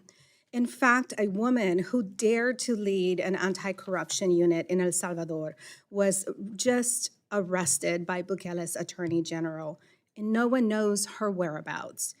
You understood what was at stake then. You called it out. You stood with me against this outrageous, dangerous authoritarian. I'm a bit confused with what has happened. You're now shaking hands and cutting deals with him. And you facilitated what our Supreme Court has ruled as an illegal rendition, a Maryland father sent to a torture prison in El Salvador. In my hand, I have evidence here, news reports and affidavits that detail the deal you worked on with El Salvador and Bukele's deal with MS-13. I have here interviews with MS-13 gang members revealing the truth behind Bukele's gang ties. And I ask unanimous consent to enter these documents into the record. Without objection. Done. Congress has been very clear. The law requires you to share these secret agreements. And let me be clear on which agreements I'm talking about. The State Department is usually the lead agency, but at the very least, a part of negotiations with foreign countries, not the Homeland Security, the State Department. The U.S. has an agreement with El Salvador. According to the U.S. law, state must share all international agreements with Congress when requested, and Congress has requested this agreement numerous times. You've so far ignored us. So let me ask you directly, will you commit right now to handing over the requested agreement that the United States has entered into with El Salvador under your watch as required by law? Yeah, I'm not sure what you're referring to. The United States, two things have happened. The first is El Salvador agreed to take back nationals, Salvadorian nationals, including the individual you mentioned. These are people that were in this country unlawfully, had MS-13 ties, and they were repatriated to their country. Okay, Then there was a group of gang members from Trinidad Agua in the United States, and he agreed to take them into his prison system. The United States, in addition to that, has provided law enforcement funding to El Salvador, which they are free to use any way they want. They can use it for their jail system, they can use it for other law enforcement functions. But that's the deal. That is not correct. No, that is correct. But those agreements did include giving MS-13 gang members to El Salvador at their request, right? We turned over a gang member who committed a murder in the U.S. without allowing for our judicial system to try him, to give some justice to that family of that murdered victim. But we sent him to El Salvador because Bukele requested him, because it is in his best interest to hide his ties with MS-13 gang members. So do the agreements to send migrants to El Salvador contain provisions saying that the U.S. retains any future control over the individuals transferred? Well, those who Salvadorian citizens are citizens no. of El Salvador. They're here unlawfully. We- Gang association is a crime in El Salvador, We and he will send face justice in his home Venezuelans, country. we send other country nationals to El Salvador. We disappear them to a prison that is known for torture and inhumane dealings with their imprisoned people. How much U.S. taxpayer money did your department send to Bukele's regime? And Mr. Secretary, I would ask you to answer very briefly, because we have to move Yeah, on. bottom line is, we gave them law enforcement funding as we do for other countries in Central America, and who we sent to them were Trinidad Agua gang members that Venezuela won't take. So we have to send them somewhere else. We don't want them in our country. We don't want these gangbangers in the United States. I agree with you on that. Yeah, Mr. Alford. Thank you, Chairman Diaz. Thank you, Ranking Member. Secretary Rubio, I want to thank you for your efforts to really refocus, as you talked about, the State Department and its foreign aid programs and what their core mission should have been all along, should be now going forward, safeguarding U.S. interests abroad as a first line of defense. And I agree with you wholeheartedly. We must see some return to the United States of America on these programs. Foreign aid is not, never should have been a private charity. While we lap the world in humanitarian aid, we have to make sure that these taxpayer funds are spent in accordance with security needs. That's why Chairman Diaz-Balart and Chairman Cole renamed this subcommittee, National Security Department of State and Related Programs, to better reflect what we're doing here. And that's why I would like to propose to you, sir, that we reorganize the best, most impactful foreign aid programs that remain into national security investment projects. Basically, sir, if it doesn't have to do with our national security interests, we shouldn't be spending taxpayer money on it. A lot of those things fall into this bucket, though, sir, of national security investment projects. In Jordan, we were in Jordan last October. I was honored to go with Ms. DeLauro and Chairman Cole on this congressional delegation trip. There's a desalination plant that takes water out of the Red Sea. As you know, we've invested millions of dollars in this, supplies drinking water to Amman, Jordan. That country, as you know, is growing. The parliament is growing number of Muslim Brotherhood members. King Abdullah, we met with him, and he's very concerned about the state of that country. The folks of Oman spend 1/3 of their paycheck on drinking water. And so it's in our national interest, I feel, projects like these to go forward. So these friends of ours that we rely on, and they rely on us, can have great relationships. But, as you know, this whole program's gotten screwed up. We spent $50,000 in taxpayers' money to fund transgender opera in Colombia, $2 million for sex changes and LGBTQ activism in Guatemala, $70,000 for a DI musical in Ireland. Mr. Secretary, we're getting a handle on how this all happened, okay? I'm still trying to get my head wrapped around this. How did we get this screwed up with these programs? How do we keep it from happening again, sir? Well, I think that's precisely the point of these reforms. Someone has to speak up and say they own these projects or they think it's going to make a difference. You highlighted a few. I just looking here on my papers because I wanted to read you a few from the, the greatest hits. Please do. Of some of the programs that we've identified that, I mean, look, this is not fully representative of everything, but, $10 million for voluntary medical male circumcision in Mozambique, $227,000 for Big Cat's YouTube channel. I don't know what that is, but $20 million for fiscal federalism in Nepal, $1.5 million for voter confidence in Liberia, $14 million for social cohesion in Mali. The list goes on and on. I mean, there's more here, but the point being is that some of these programs, look, there are programs that are really good in our national interest. You spoke about the desalination programs in Jordan. We brought most of those back right away. They actually were part of the initial carve-out. There was an error made. Those were added in, and the remaining 2 programs are coming online. There are programs that are not bad, but are not necessarily core to our national interest. And then there are some that were just absurd and ridiculous, and nobody owned them, and no one could raise their hand and say, that's my program, this is why I think it's important. And in many cases, we're coming at the expense of something else that could have been spent on. That's what we're trying to avoid, and that's why driving these decisions and this ownership of what we fund down to the front lines at our embassies and regional bureaus is so critical to preventing this from happening again. Since its inception in the 1980s under President Bush, PEPFAR has saved more than 25 million lives. This is a program that is critical, but it was never meant to be a permanent program. How do we work to ensure, and I've got a plan to curtail this U.S. spending over a period of years, not to just cut it off entirely, but to turn it over to secular entities rather than being taxpayer funded through these programs. We've got to keep this program going until it can gain other legs from other sources. What is your thought on that? Well, 85% of beneficiaries under PEPFAR are back on and have been, so that's a good news. You're right about the program, and that is that ideally foreign aid and development programs are programs that end, and they end because they achieve their goal. And the goal here is to either A, end the transmission of the disease, which is critical, and also to improve our partner capacity, basically the nation state's ability to deal with it themselves.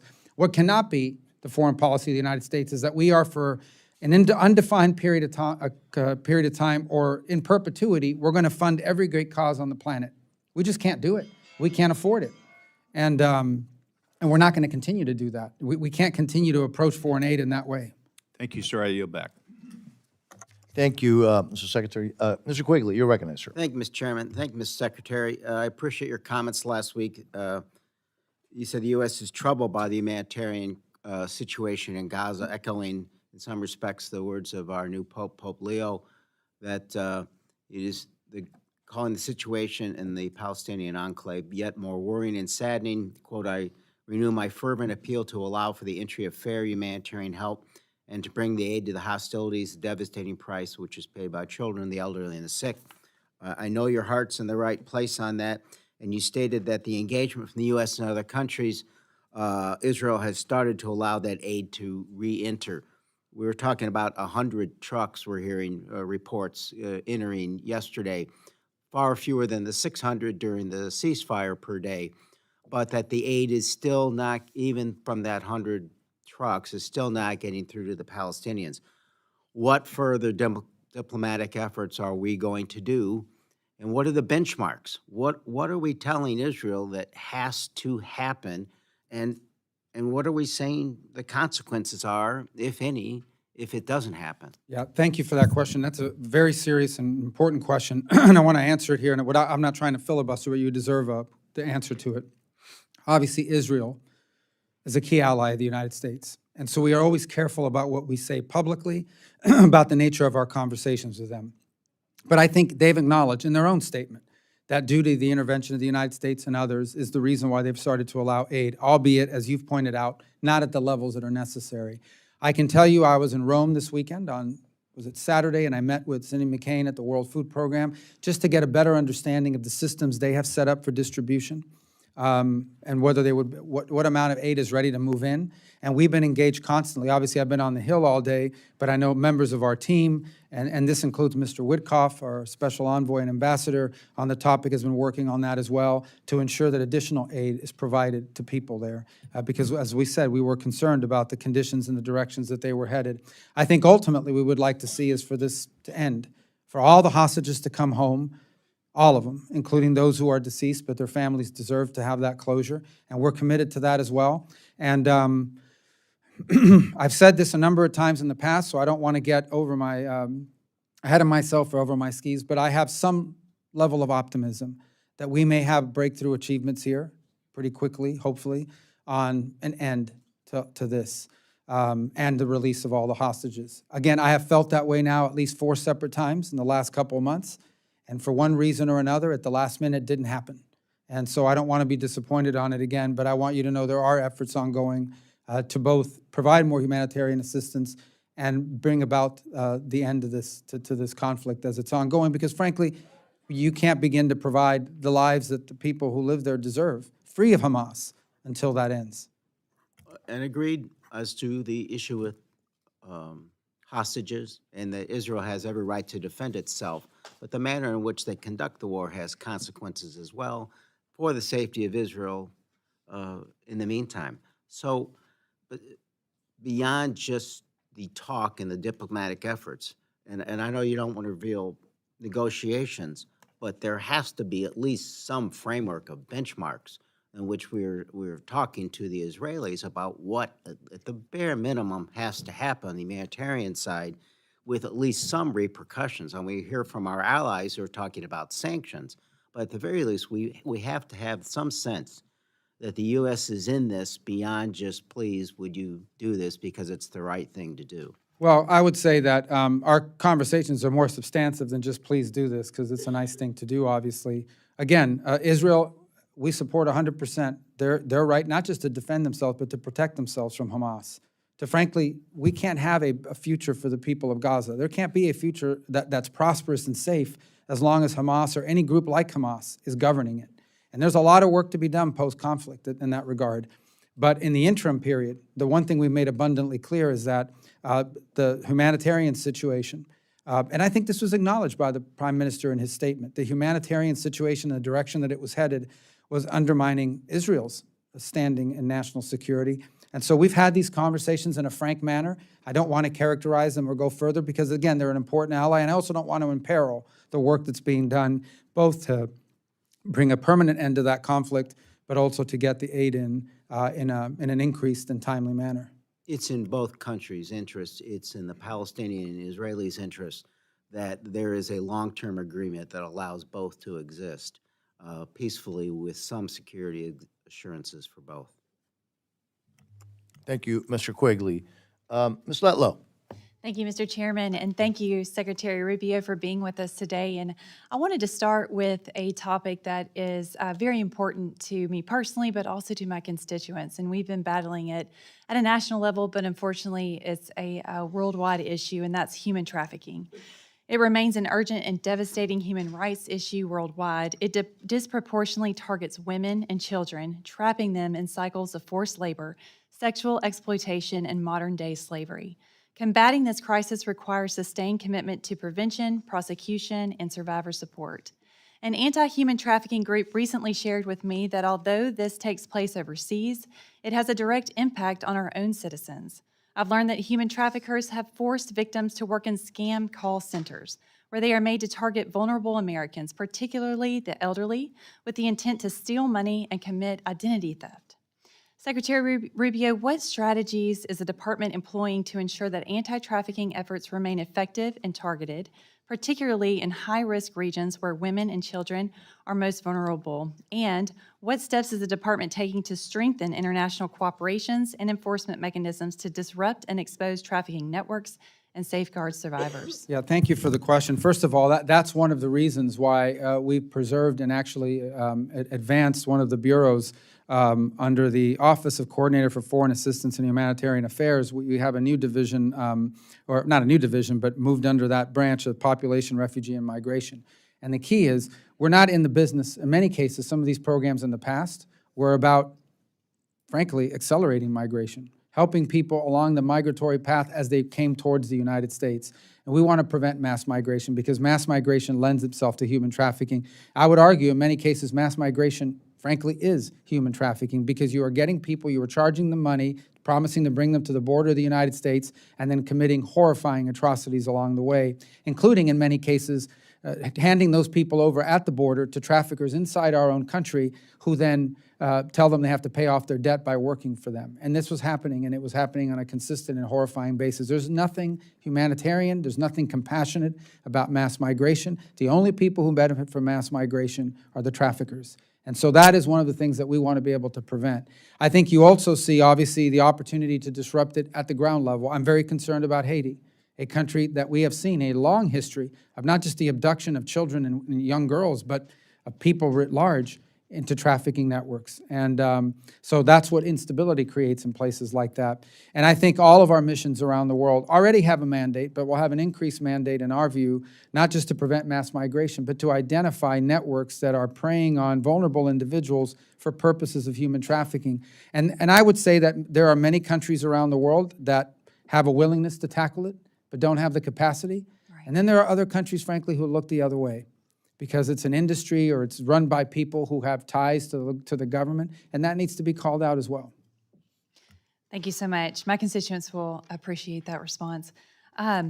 I appreciate the administration's continued commitment to protect life and ensuring that U.S. taxpayer dollars are used responsibly. I also understand the desire to refocus State Department funding towards core priorities like safeguarding our own national security by addressing the spread of infectious diseases abroad that could impact the U.S. and its citizens. As the budget priorities evolve, it may be worth considering how the U.S. health investments align with the broader objective of supporting effective programs that address preventable infectious diseases, improve health outcomes, and save lives, and reduce long-term dependence on external assistance. Programs such as Gavi and PEPFAR, which you discussed earlier, have contributed to these types of goals. Secretary Rubio, with the adjustments in the proposed budget, how is the department planning to reorganize or reprioritize its health resources in a way that reflects the original intent behind these initiatives? Yes, well, I mentioned on the question of PEPFAR already, where we have preserved it. 85% of recipients are now receiving PEPFAR services, and we want to build on the program and improve it because it's one that has strong bipartisan commitment, has been successful, but it needs to be measured not just by how much money we spend, but by the success of empowering local government, the host governments to eventually build their capacity and graduate from the program. In the case of vaccines, we continue to provide vaccine services. What we have problems with is a number of these international organizations like Gavi and others and the way they've conducted themselves. I would extend to that the way the World Health Organization behaved during the pandemic, where frankly, I think they did not just a poor job, but an outrageous job of covering up for China and the irresponsibility on the Chinese end when that started. So we are looking actively at alternatives to multinational organizations like Gavi to provide the same service, but in a better way, in a way that actually ensures our purpose, which is to prevent disease and instability in other countries. That's encouraging news. Thank you so much. I yield back. Thank you very much. Mr. Siscomani, you're recognized, sir. Thank you, Mr. Chairman, and thank you, Secretary Rubio, for being here, and thank you for your words, especially at the beginning when you're describing and through the questions on your fast and, I would say, intentional actions in restructuring, refocusing the department and its true mission of expanding American interests around the world. I think that is exactly what we should have been doing for a long time, and you're definitely getting there very, very quickly. I'll start off with this. I represent Arizona's 6th Congressional District, which is along the U.S.-Mexico border. First, I'd like to state how impressed I am with how fast the administration has been able to combat the transnational criminal organizations and secure our southern border.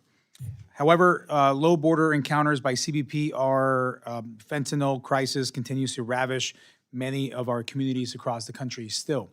How is your budget request going to prioritize programs for counter-drug initiatives and border security, particularly with relation to fentanyl?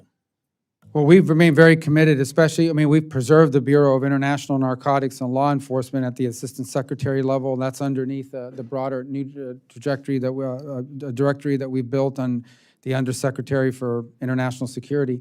And it's a top priority for many of our partners. I can give you a few examples of places where we think we can make a difference. First, let me say, in full concession, the Mexican government has been probably more cooperative and forward-leaning than at any time that I can recall in my 15 years here for a couple reasons. But one, because I think they too identify the cartels as a threat to their government and their national stability. There are parts of Mexico today that are governed by drug cartels, and they recognize the threat that it poses. But I think it's also, and by the way, if you go all down Central America, and country after country, the primary threat they face in Ecuador, in Costa Rica, in Panama to some extent, certainly in Guatemala, is the threat of these transnational organizations that use their countries as transfer routes, and which we seek to help them develop the capability to partner with us and disrupt, and that'll be a priority. In the Caribbean basin, that's also been an issue of grave concern. But primarily what we hear there, one of the things we're working on now with the Department of Homeland Security, the FBI, the ATF, is how can we disrupt the flow of illegal gun shipments, primarily leaving the Miami River in containers, embedded among other things, that's finding its way into the hands of Haitian gangs, gangs in Trinidad, gangs in Jamaica. That's also destabilizing the region in those countries. And what they want, if you talk to our embassies and you talk to those governments, is for us to help them build the law enforcement capacities so that it's foreign aid that ends, because one day they will have the capacity to disrupt it. The Dominican Republic is currently seeking radar systems to be able to detect boats and planes that may be coming to their shores, because they become a very attractive place to bring drugs through, because it quickly can, from there, be shipped into Puerto Rico, and at that point has entered the U.S. and crossed our border. So I think this is an example of where embassy and regional-based policymaking will help us to identify the critical capacity needs that each individual country gets, and then drive our assistance based on what they need, as opposed to what we think they need. That's great to hear, especially on the, and I agree with you on the, we've talked to Coast Guard about that, about the interdictions also of drugs across the ocean. And what you mentioned about the Mexican government, I agree with you. I've worked on that issue for a while, and I've seen a very open willingness from them. I think it's a win-win for both countries to be able to tackle that. In the little time that I have left, and you already covered some of this, I was going to bring up also the situation with the hostages and the interactions with Hamas there, and the hostages remaining, especially the 4 Americans. Israel has successfully destroyed much of Hamas terror capabilities, but the group is not yet defeated, and all hostages are not free. You talked a bit about that, so I'll focus my question really on UNRWA. And does the administration support the continued prohibition on funding of UNRWA? And is the administration working with others in the international community to design an alternative to UNRWA as well that meets the needs of all Palestinians without perpetuating the conflict? We do oppose working with UNRWA. And in fact, that's exactly what we're working on, is finding alternative mechanisms to deliver aid that doesn't find its way into the hands of Hamas, where they steal it and in some cases resell it at exorbitant prices to people that are hungry and suffering. And in many ways is the grip they had. Now, on the population there as well. One of the things they use to be able to control population is their ability to steal this. And in some cases, they weren't stealing it. They had people inside the organizations that were cooperating with them. We do need to find alternative mechanisms. And there are some that exist that are independent of UNRWA that are out there. And so like I said, we've put out some proposals. We're open to any proposals that exist that provide assistance and aid, especially if we can get to a peacetime posture to help rebuild, that does not help a group like Hamas benefit or restart and grow again. You're right on that, of over $1 billion stolen in the last 18 months on that. So I'm glad you're on it, and I trust you. We're going to get that done. So thank you, sir, for your time today. Mr. Chairman, I yield back. Thank you, Mr. Ciscomati. Folks, members, the Secretary has agreed to we'll do another round. We're going to have to stick everybody to 3 minutes. I'm going to be a little bit more aggressive in keeping people to 3 minutes. So thank you all very much for your cooperation. Mr. Secretary, I will start. I mentioned in my opening remarks that you've hit you've hit the ground running in a serious way, in a successful way. The Latin American policies of the last 4 years under President Biden did tremendous damage, I think, to the U.S. security interests and to the region. The previous administration cozied up to anti-American dictators and, tended to pressure our allies. So let me, if you could, in broad strokes, how does the Trump administration approach to Latin America differ from the previous administration? Specifically when we're dealing with rewarding our democratic partners, our allies, countering the PRC and anti-American regimes, and making sure, and something that we've talked a little bit about already together, all of us have, ensuring that U.S. assistance actually advances our core national security interests. Well, I mean, it first starts by characterizing, we have three kinds of countries in the Western Hemisphere. We have democracies that have elected leaders that are friendly to the United States and want to be friends with us and ally with us, and we need to make sure there's benefits to being an ally of the United States. I tell people in foreign relations, your counterpart, whether they're elected or they're not, are politicians. They're in politics too. They have domestic audiences and domestic constituencies. They have to be able to go back and show people that being a friend of the United States is beneficial. And this is one of the things that maybe it's aid, sometimes it's trade or commercial relations and the like. There's a second group that is, democratically elected, but not so friendly. We're not seeking to get into conflicts with them per se, but obviously we can't treat them the same as we treat those who are friendly to us. There's benefits to being our friend, and frankly, I mean, maybe not as many benefits to not being our friend, but again, that's our national interest. And then there's a third group that are autocracies, Nicaragua, Venezuela, Cuba, that we just simply can't ignore that what's happening there, because in addition to the fact of lack of democracy and the like, they are sources of grave instability. 12% of the Cuban population has abandoned the country in the last year and a half. 8 million Venezuelans have abandoned that country over the last decade, one of the largest migrations in all of human history. And in addition, destabilizing Colombia and other countries in the region. In fact, Venezuela allows a narco-terrorist group to operate within their territory with impunity, constantly threatening the Colombian state. Thank you, Mr. Secretary. Again, leading by example, I'm going to go to the ranking member with still almost half a minute left. All right, well, I'll use your first half minute. Not part of the deal, but good shot. All right, Ms. Frank. I just want to remind the chairman that our president is trying to accept a $400 million plane from a country that funds Hamas. Okay.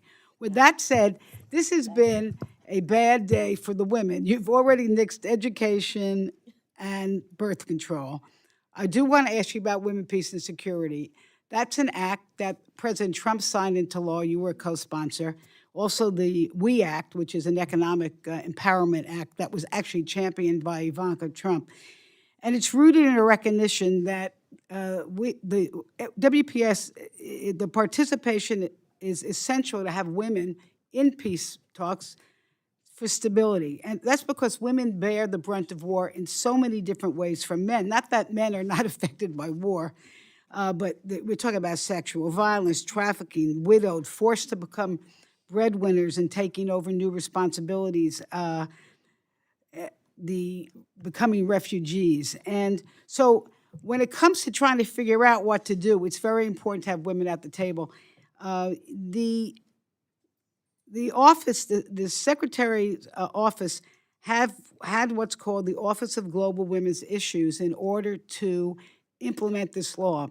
What worries me right now is, although it looks like your intentions are to scatter this program, but not have a central office with you that's going to oversee this. I think that would be a mistake, and I want to just ask you if we can discuss that, because I can tell you I've spent a lot of time on this issue, and I think it's very, very important that you do not dismantle that particular office. No, and I will engage with you. I know it's important, and I share your commitment on it because I sponsored that and supported that bill as well. So I think the question real is, do we need to have a bureau that's all it does from a global perspective, or is that a function that we should insist each of our regional bureaus prioritize and have someone assigned to working that? Because I do think that while the challenges women face are global, they are different in different parts of the world and in different regions. I assure you, the challenges being faced in the European continent, women are very different than the challenges that they probably face in the Indo-Pacific and or in the African continent or somewhere else. And so I think that what I'm trying to paraphrase what you're saying is you want to make sure that the issue doesn't lose focus because it no longer has a centralized office. I hope I can convince you, by interacting with you, that we can stay committed to the goal, but do so at the regional, making it a regional priority as opposed to a one-size goal. Okay, well, I hope we can agree to this, because I don't want you to lose your staff, and I don't want you to lose your staff on all these programs until we can together work and see what's best moving our country forward.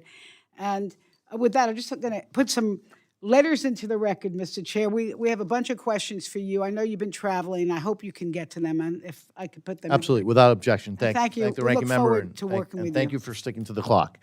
Mr. Siscomani. Thank you, Mr. Chairman. Mr. Secretary, I'll continue the same line of questions in the conversation we were having just a minute ago. Since 2005, the United States has funded an effort to train Palestinian security forces and help coordinate security between Israel and the Palestinian Authority. The mission, led by an American general, has received bipartisan support over the years, helping to support critical security cooperation between Palestinian and Israeli security forces. What are the current plans for the continuation of this function in the region, and what funding do you anticipate for FY20? The function will continue. I think what's being contemplated as well, that the function should be brought under the auspices of the embassy and the ambassador. That's really the internal conversation that we're having right now, and I tend to believe that it should, because I think it needs to be part of our coordinated response to the challenges that in Israel in particular. So I think that's really, but the function will continue. The question is it under the authority of the ambassador? Yeah, and I again agree with your streamlining of these services and these and the mission that we have in order to reach that objective. On that vein as well, one consistent frustration we had with USAID under the previous administration was the lack of information and data shared with Congress on the impact of the programs paid with taxpayer dollars. I believe that any U.S. taxpayer dollar that leaves the country must be working in our national security interest and have strict accountability metrics to be measured and see what's working and what's not, as you previously mentioned.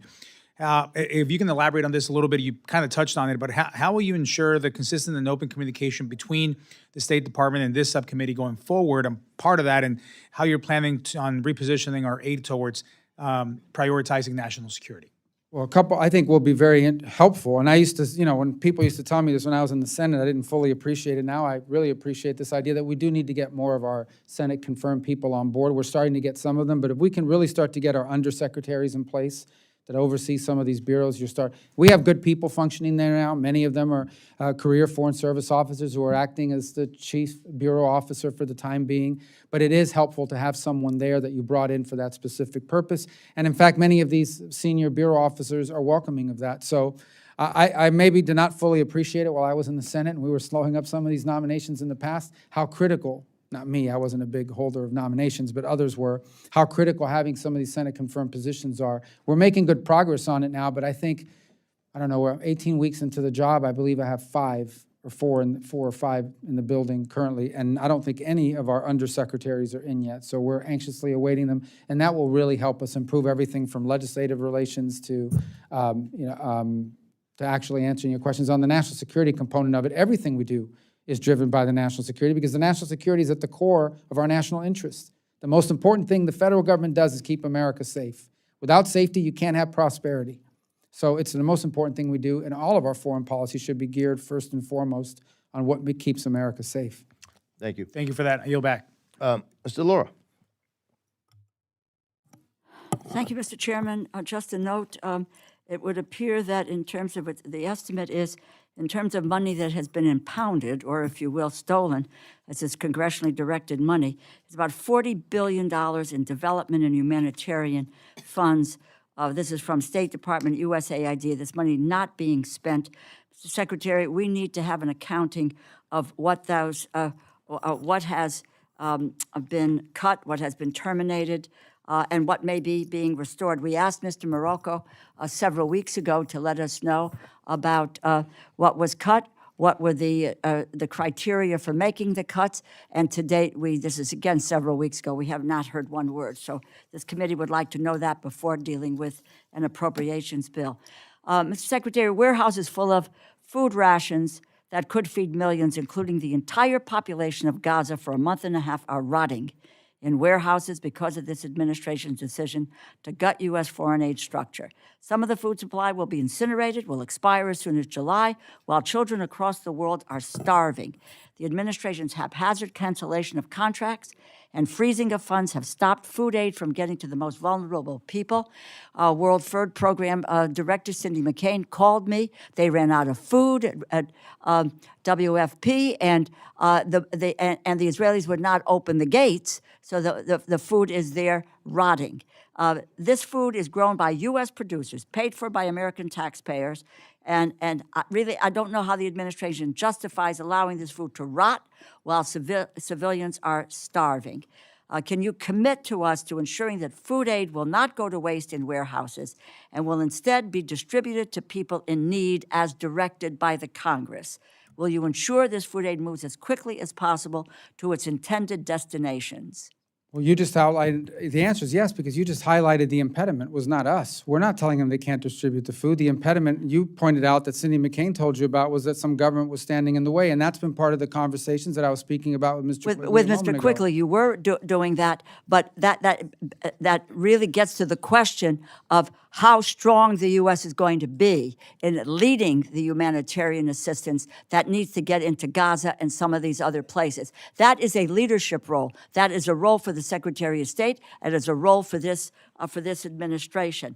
And with regard to UNRWA, 1949 set up to be there for dealing to the Palestinians, only meant to be temporary. It has been the major source of distribution of food, and also with education and healthcare services. I would like to ask you, tell us your alternatives. To date, we have not had any alternatives. Well, we would love to find an alternative. We need to find an alternative. We're actively looking, if not to build an alternative with our regional partners, but it's not going to be a group that's controlled by Hamas and has a bunch of Hamas Well, the fact of the operatives. matter is, Qatar is controlled by, right, Qatar we have to- deals with Hamas. Folks, thank you, Mr. Laura. Look, we have a hard shutdown at 4 o'clock. And so what I would like, if that's possible, is if folks can limit them, because otherwise the folks at the end of this are not going to get time. So let me go to Mr. Molinar. Mr. Molinar, if you can limit it to really quickly, you're doing a favor to everybody. Mr. Secretary, this month the CCP implemented new laws severely curtailing religious liberty in its campaign to control religion and people of faith in China, including foreign missionaries. What can the administration do to raise this issue, to ensure that it's clear to the CCP that religious freedom is an inalienable human right and that no one in China should be persecuted for their faith? Yeah, obviously, in the case of China, we have very little influence over their internal politics. It's a repressive communist regime and, the second largest economy in the world, and a powerful government, unfortunately. If you think, but it would be the top priority of our religious freedom undersecretary and our assistant secretary, and all the efforts that we place is calling out anywhere in the world where religious freedom is under duress, particularly in places like this. I'm well aware of the challenges of religious minorities. In fact, the Chinese Communist Party is unfriendly to anything, religion or otherwise, that challenges the authority of the Communist Party. But we'll continue to be a strong voice on their behalf, nonetheless, in the hopes that global pressure and attention, as we've done it to some extent with the Uyghur situation that a lot of people weren't even talking about many years ago, and now it's become globalized, people's awareness of it, although the atrocities there continue as well. Thank you. I yield back. Chairman, leading by example. Ms. Meng, thank you. Mr. Secretary, as a mom, I'm really troubled by the way that the department has treated public servants, USAID's public servants who dedicated their lives to this country, including some who are my own constituents from Queens. One example, in February, a USAID Foreign Service officer who was overseas needed a medevac for his pregnant wife who was at risk of hemorrhaging due to a life-threatening condition. She was 31 weeks pregnant after having spent tens of thousands of dollars on fertility treatments. Her medevac request was denied twice. The response was there's no USAID funding for medevacs, and it took intervention from a senator to finally get her the care she needed. Should we be abandoning our dedicated public servants this way? And was there a plan in place to ensure the health and safety of our own public servants and make sure that it wasn't compromised. Yeah, that was a media account of that. That was inaccurate. That's not accurate. The medevac has been provided to anyone who needed one, including in that particular case. The problem is the medevac under the State Department mandates. And the State Department mandates are we medevac you to the nearest available facility that can treat your medical emergency, not one you choose. So I'd rather go here than there. But that one was not, nothing to do with funding. Nothing The to do- medevac was available. They wanted to go to a different site than the one that was that the policies allowed them to go to. Okay, and just a quick follow-up. Earlier today, you told HVAC that no one has died because of the actions to destroy USAID. Do you stand behind that testimony? And has there been any assessment conducted by the department to this point of how many people have died? I think that question about people dying around the world is an unfair one. First of all, the United States is the largest humanitarian provider on the planet. I would argue how many people have died because China hasn't done it? How many people have died because the UK has cut back on spending, and so has other countries, France, Canada. They've cut back on humanitarian spending. So the United States continues to provide more than anybody else, by far. We feed more people than anyone on this planet does in humanitarian assistance, by far. Sorry, I'm running out of time, and I want to make sure my colleagues have time. But these, just so you know, they were programs and commitments and contracts made statutorily promised to the people around the world, and to withdraw them in a very sudden, impatient, and irresponsible way may have led people to die. And I would love to have more transparency in the future. We could work together. Thank you.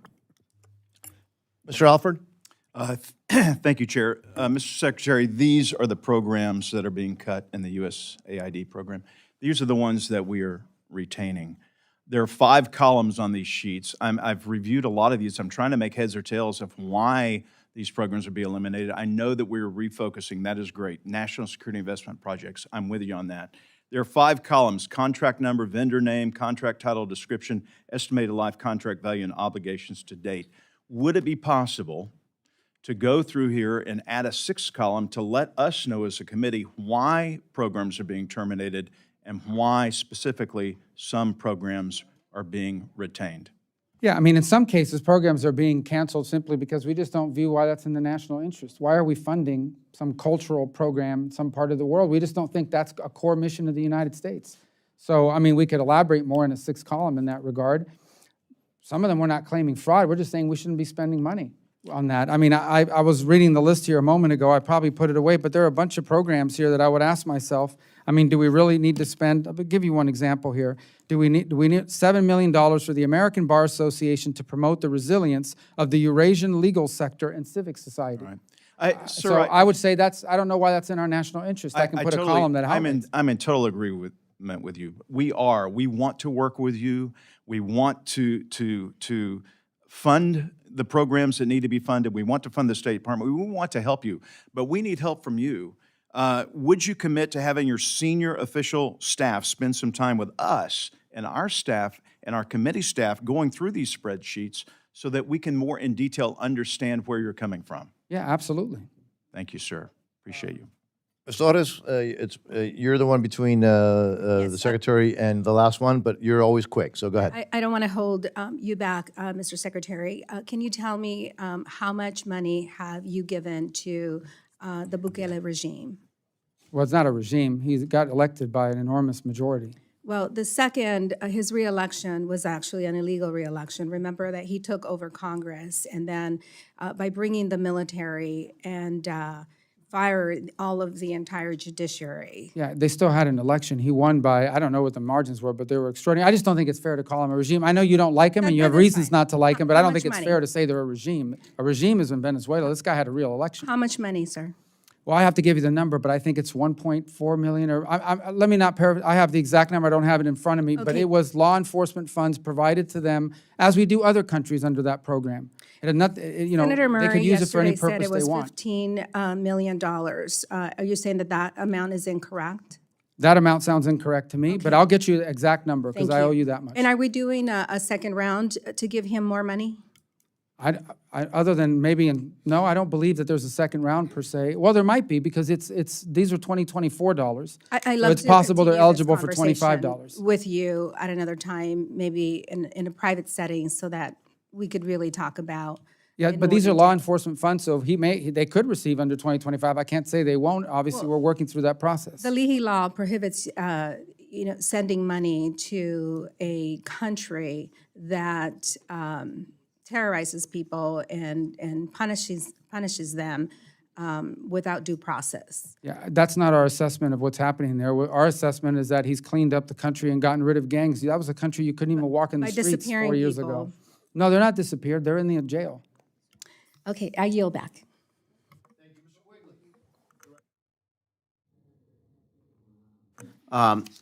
Just in terms of Ukraine, my concern is that when you equate these two powers at the negotiating table, it does seem to diminish the fact that Russia was the aggressor, and having been there 5 times since the war started, stood at Bucha at the mass grave and heard accounts of rape and murder and the kidnapping of kids. I just don't hear the administration talking about holding Putin accountable for these things as part of these discussions. And finally recognizing that Putin doesn't seem to have any reason to negotiate in good faith because he has, what, 4 to 6 times the manpower? He treats his troops like cannon fodder. And I think he probably recognized this is an administration that will do another supplemental. So what in the world are we doing to hold him accountable and to actually force him into negotiating in good faith? And again, not rewarding him with de facto land that he currently occupies. And what is it? We're punishing him that he can't have additional land? So what is it we are doing to actually hold him accountable and force him to negotiate in good faith beyond really stern tweets? Yeah, on the second point, those are the details that would have to be worked out in any negotiation. And as I said, he'll have to make concessions, and so will the Ukrainian side. I don't know what those are. We're not going to predetermine what those are. That's why we want him to enter into direct negotiations. We honestly continue to believe we're open to any peace deal, but we think it's very difficult to enter peace negotiations without a ceasefire because something blows up somewhere, some attack happens in the interim, and the negotiations fall apart.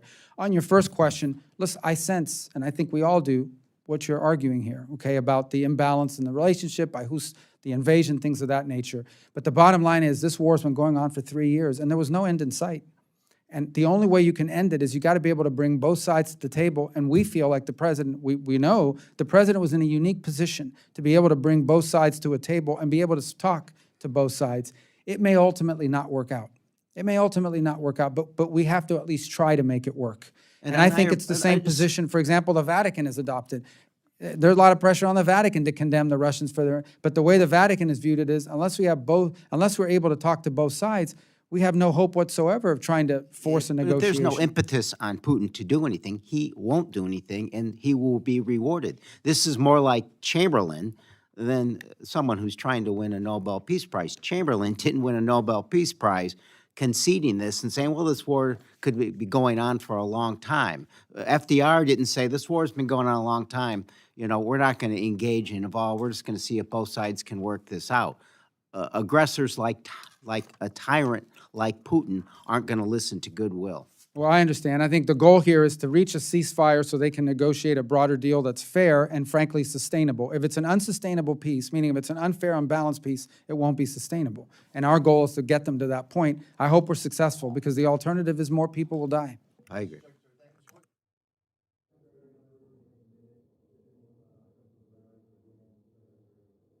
Much for your time and your service. This concludes today's hearing. The Subcommittee on National Security, Department of State, and Related Programs stands adjourned.